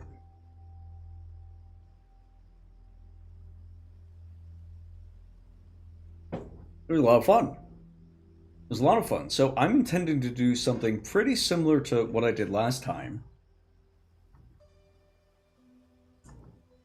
with regards to this, but what I'm going to say this time is because I know there's going to be a bunch of walls and stuff in between these, and this time I'm going to have the Fey Hollow on separate layers. I think this is going to be level 1, and this is going to be level 2 up here, and that's going to correspond with the pyramid over here. So I think I am going to do water in between the doors, or in between the walls again, but I'm going to change two things about it. The first thing is I think that the waist height water on this side, I think the water on this side is going to be waist height, so I'm going to add a note for that.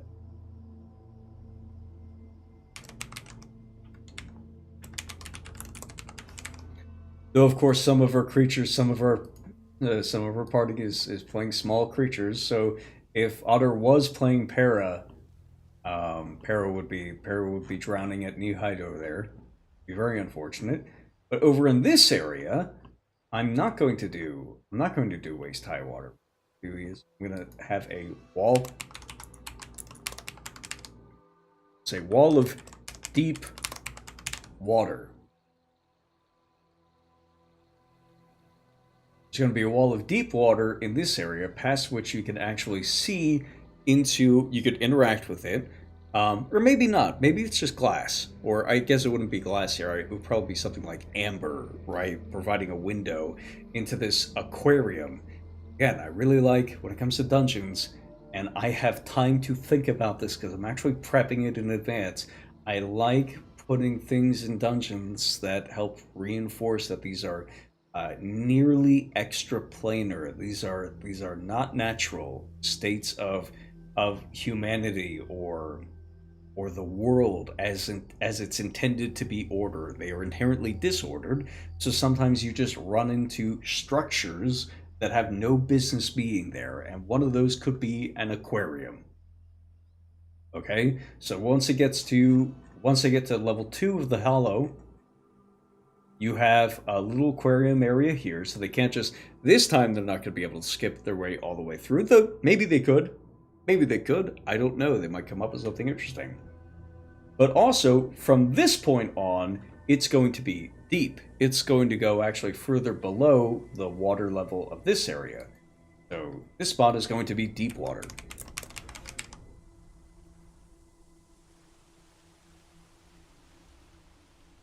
And then maybe what I do as a final note is, and I don't know because I don't want to over prep this, right? But it's a cool idea. I might as well write down my cool ideas, even if I don't use them, because I can do that in the luxury of my own time. I can say mud. Or no, I could say quicksand. The pyramid is emitting sand and making this area immediately around it quicksand. And then if I wanted to, I could have the water in this area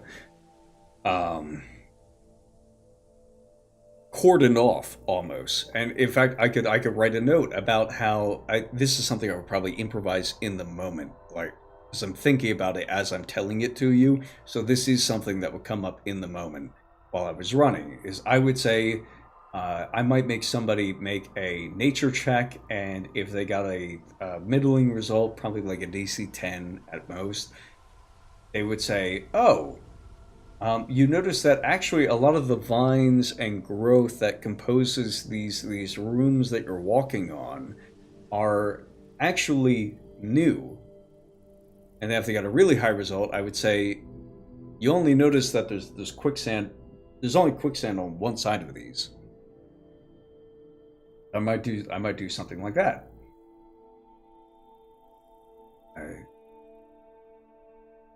And that way I can have both deep sea creatures, and not necessarily deep sea creatures, but I could have creatures which are more which find which do not find waist-high water hospitable to them. I can find them a nice little home in this section of the dungeon. And then I can have them mess with the players in this section of the dungeon if they happen to do any shenanigans where they open up the negative space. Now, I still want them to open up that negative space. I think that's a lot of fun. I think that sometimes they do skip out on treasure or certain exploratory rewards when they bypass certain areas of the dungeon. I want that to be their choice. But I would like it to be an informed choice. And I think the way I make an informed choice is that there's still monsters. There's no area of the dungeon that does not have monsters in it until you kill them. So that'll be that. So I have two other things to get here. Two other things to get to here. I think that there is going to be a thing, a MacGuffin, that transforms here. I'm going to put the chrysalis.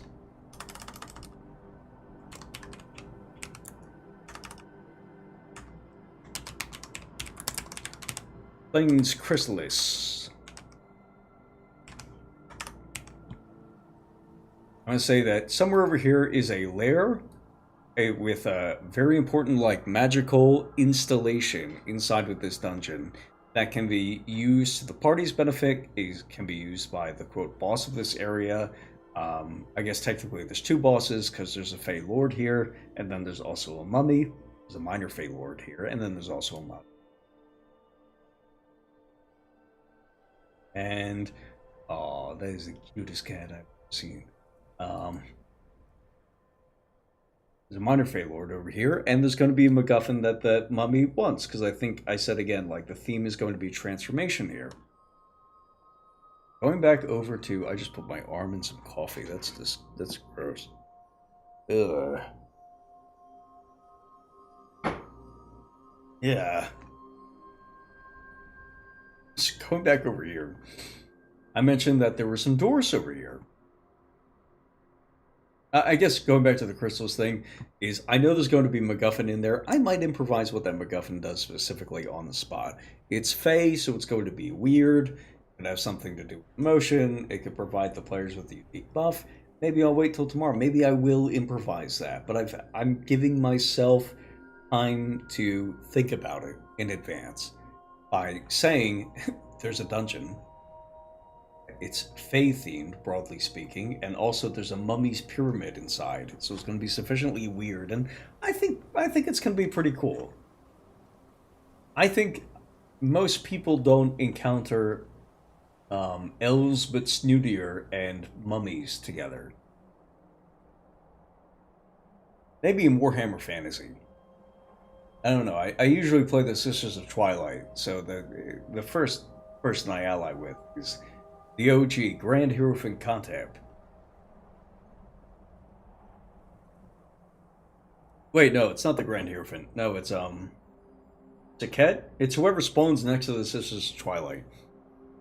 So I get the age-old Mummy Elf Alliance, Mummy Wood Elf Alliance. But going back over here, final thing is because I like fun door mechanics. I think what's going to happen is every time the players open a door like this, it is going to stay open for a certain period of time. Let's say it's going to start off as...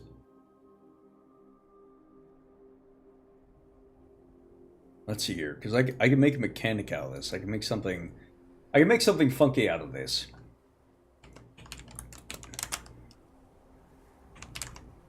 We're gonna have a door mechanic. Here's what happens.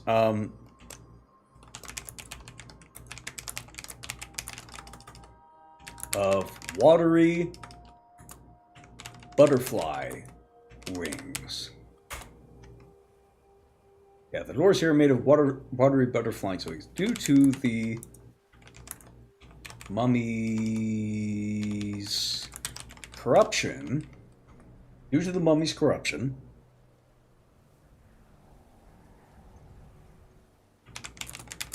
they are magically unstable. The players can walk through the players can walk through the door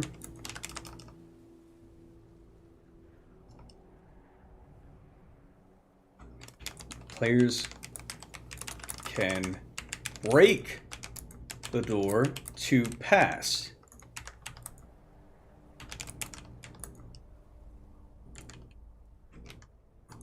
Turn to sandstone in one dungeon turn thereafter. If the players break the sandstone door, it will become a swarm of scarabs. Scarabs are kind of a mummy staple, I think. Sounds about right to me.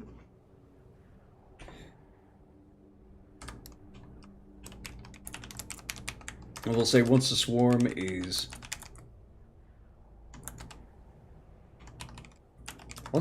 killed, the door reforms.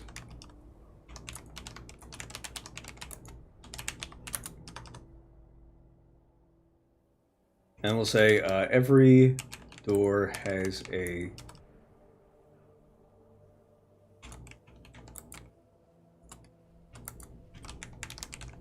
corresponding butterfly.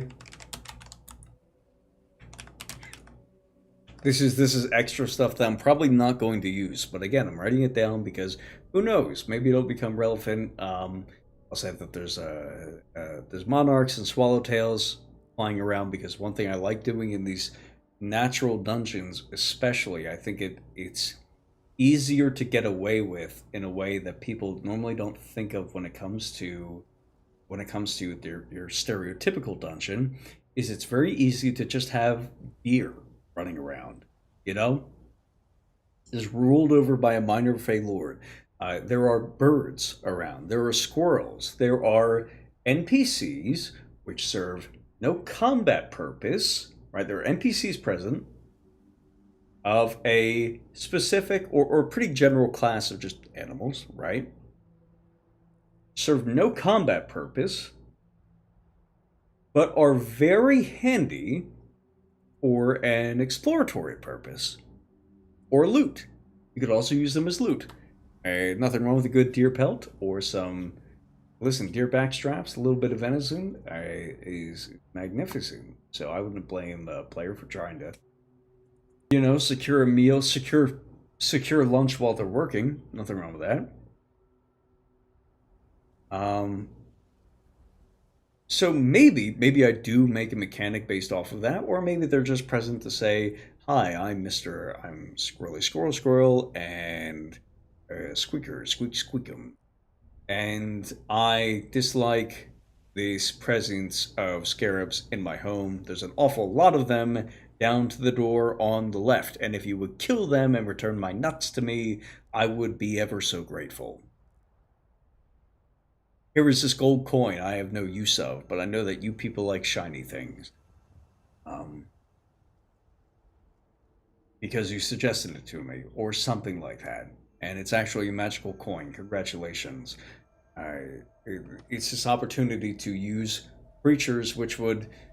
Whereas normally these NPCs are sort of default combatants that are present to be slaughtered or avoided, one of the two, and occasionally negotiated with depending on your reaction rolls. And again, the positive reaction rolls are rarer by I think a sufficiently significant margin um,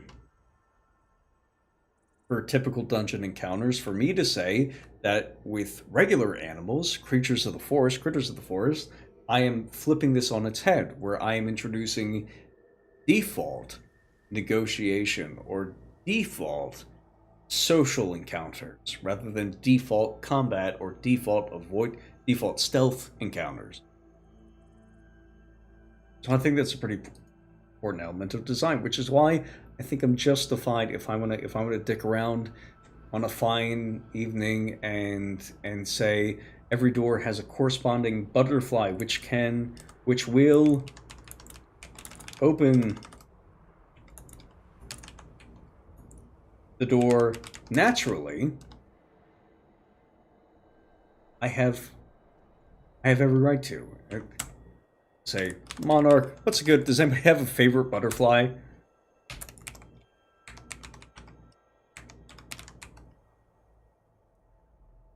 What's a really exotic looking butterfly?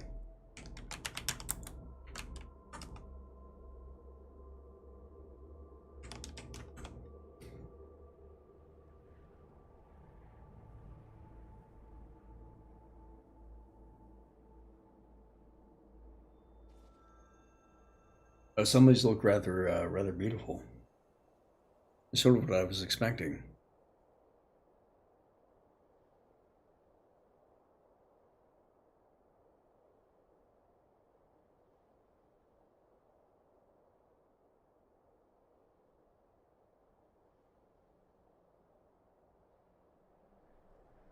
It's a little weird that I don't have it.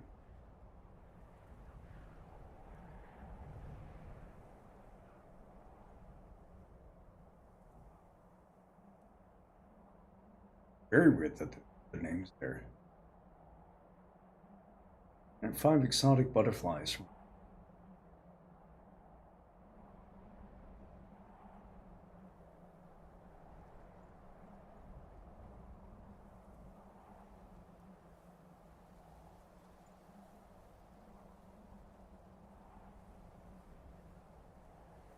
Keep not putting the images there.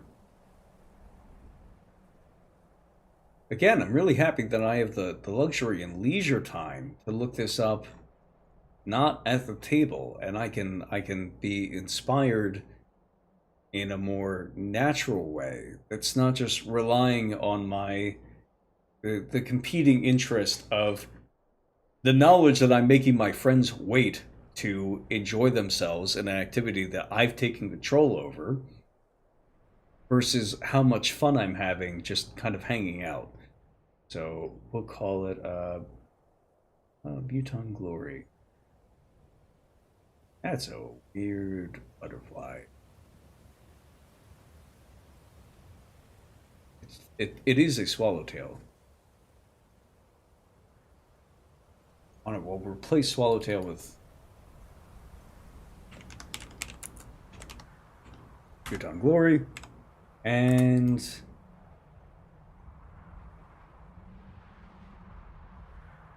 oh, see more. Perfect. Yes, thank you.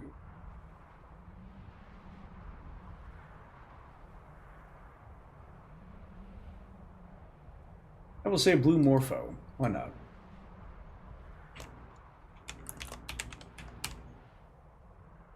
And that way you could collect these little rejuvenating things. You can literally heal the dungeon as time goes on.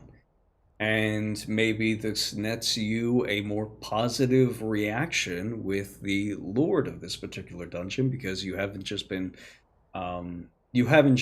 cauterizing the wound manifested by this mummy. You have been healing it very specifically. So maybe that's my door mechanic for very specific doors. Maybe I'll have some normal or natural ones. I already have two different tokens that I'm using for them. So that seems perfectly reasonable to me. If I need to, if I'm feeling particularly desperate, I have a nice, vaguely pyramid-shaped dungeon here that I could just kind of like layer on and do some of the contents. I'm running the session tomorrow, so I'm not gonna have this completely prepped for tomorrow. But I think I have a sufficiently interesting idea that I know this is again the key. I know the players are going to go here. They do not have an option to go elsewhere because they told me they're going here, right? I'm cheating in effect because they said that they're going here. I should make sure that stays. Hey, that's the door mechanic now. Cool. Um, I know that they're going here because they said they're going here, and they want to do something here. Right. So I'm taking advantage of something that sometimes you don't necessarily have when it comes to online games. Or sorry, when it comes to offline games, face-to-face games, players do insist on doing one thing and making you think that they're going to adhere to this one thing and then immediately go off and do something else. It's really common. It's really annoying, and it's why a lot of the zero prep guys exist. But now a lot of people are running games online, and I think the more common that becomes, the the lower stress stuff like prep becomes. Like tomorrow, I'm gonna make sure that I have all of my Lancer encounters prepped because I'm actually gonna run that session while I'm on vacation. I think it's gonna be pretty fun. It's mostly just going to be 4 combat encounters with a little bit of narrative in between, and maybe a little bit of puzzle solving. But that's going to be it's going to be a shorter session that is very packed. With a few special mechanics on the side.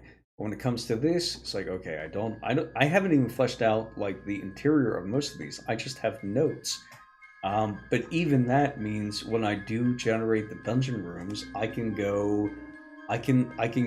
have a starting point, right?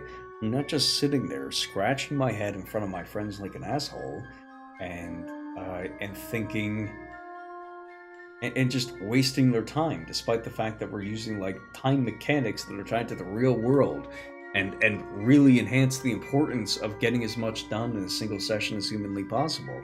Which, by the way, is how I usually run games. I usually do fail on this front, and I felt especially bad about it when it comes to when I started seeing these tweet threads pop up, and I said, okay, the idea that your dungeons need to have verisimilitude, I think is dumb. Or the idea that that threshold for verisimilitude for dungeons or overworld hexes or anything like that is some adherence to real life geography is silly. Um, Cause and effect, sure, but you have a very long and expanded list of causes in a magical world, so we don't need to worry about that as much or at all. But it really did get me thinking when it comes to it really did get me thinking when it comes to like how I treat my players, basically, whether or not I'm wasting their time. I don't want to waste their time, and I have been wasting their time. Even when I do run great sessions, I still do kind of feel like I've been wasting their time. And even when I just kept thinking back, I'm like, all right, even my best sessions, I've never had a session where I didn't improvise something. I just had sessions where, but I've had sessions where I had to improvise something out of necessity of not having any idea what I was doing, much less what the players were going to do, such that the players didn't have any levers to really pull on or yank or anything like that, and sessions where they did. And again, we were engaged in something truly collaborative because it wasn't out of pure necessity. It was just inspiration that hit in the moment. Idle comments that the players made that, and I'm sure I'm going to have some of them tomorrow. We have at least 2 new players coming tomorrow, and for one of them, it's their second. Sorry, for a third player, it's their second session with us. So I think this is going to be. I think this is going to be fun. I definitely think this is fun. I think Nessie is bringing money. Yeah, so that's my plan for tomorrow. I'm probably gonna play video games tonight and keep working on this throughout the night, and just keep adding different loot items to something we didn't really discuss. There's going to be different loot depending on whether or not players are looting stuff from I don't know, the butterfly section, right, for the Fey Hollow section versus the pyramid section. Maybe I'll have. Oh, this is something I was thinking of earlier. I was thinking of a door mechanic that required you to like input magic items to power them. It wouldn't eat your magic items. You might be able to put hit dice into it, right? Like absorb some of your life force to like re-empower these things. Spend a few hit dice. What could go wrong? What do you need those for? What do you need your hit dice for? Come on. You want the convenience of moving forward. What are the odds you're gonna need all of your hit dice for today's encounters?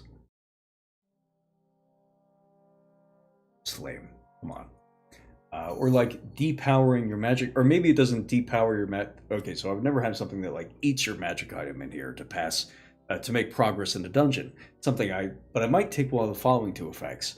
One, it depowers it for like 10 minutes. Whatever the effect of Dispel Magic is, which I'm pretty sure is 10 minutes. That would depower it for 10 minutes, right, upon activating this door. So now you're without that specific item for 10 minutes. Bar Earth, playing Kyrona, might come in tomorrow. She's going to have a cloak of really cool stuff and a set of magic armor that does really cool stuff. And I think, yeah.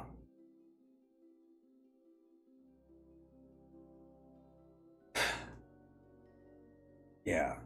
Okay. So they could do that, and they could have it basically be depowered for 10 minutes, such that they're not able to make use of it for a little while, but then it comes back, and they got to make progress.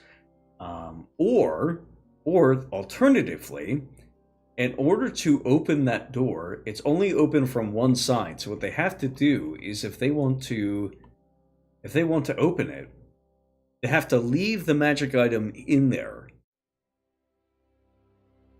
They have to leave the magic item with the door to continue powering it until the grove is healed or something like that. That's just another thing I might try out or experiment with. I feel a lot more comfortable experimenting with those kinds of materials, given that my players are 1, 8th level, and 2, I give out a lot of loot. I have entire procedures for the players to, Para can tell you, or Alderstar can tell you, entire procedures for walking out into the wilds and finding more loot just on the ground.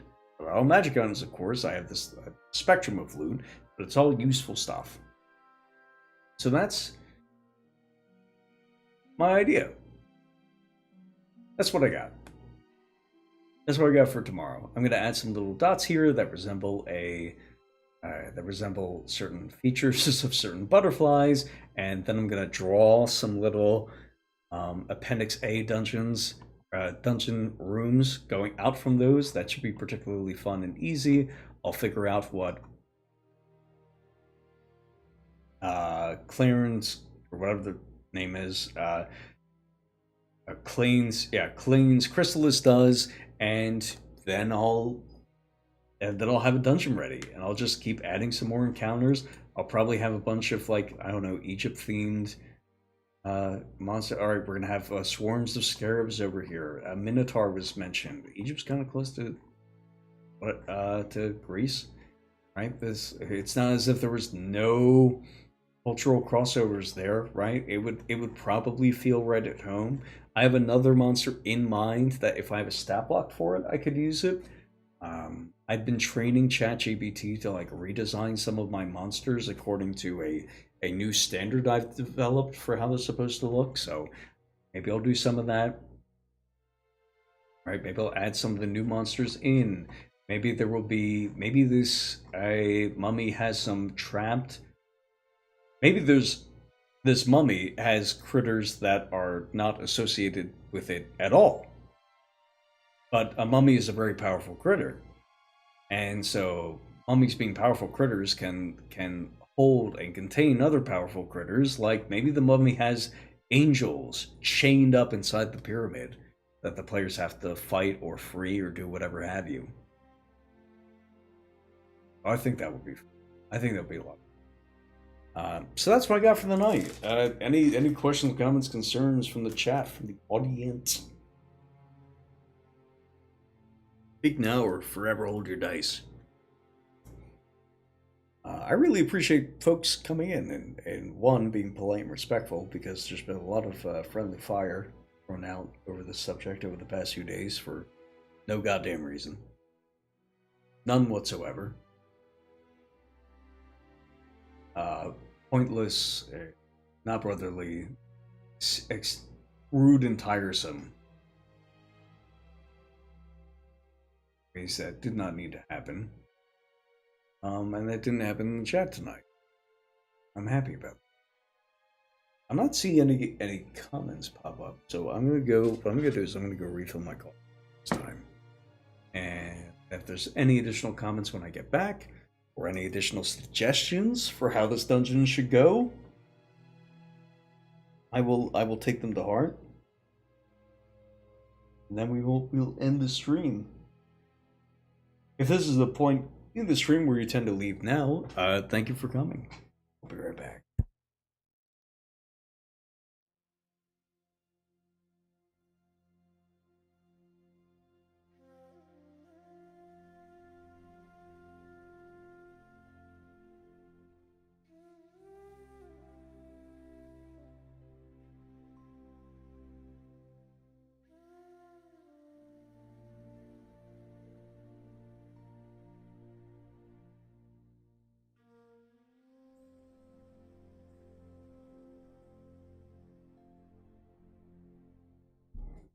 All right, good night, Durian. Not seeing any other comments, so that is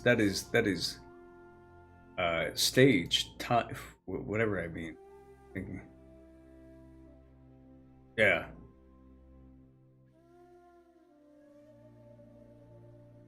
All right, cool. Well, thanks again, guys. Have yourselves a fantastic evening. And we're gonna play Hunt Showdown. That'll be fun. Who knows?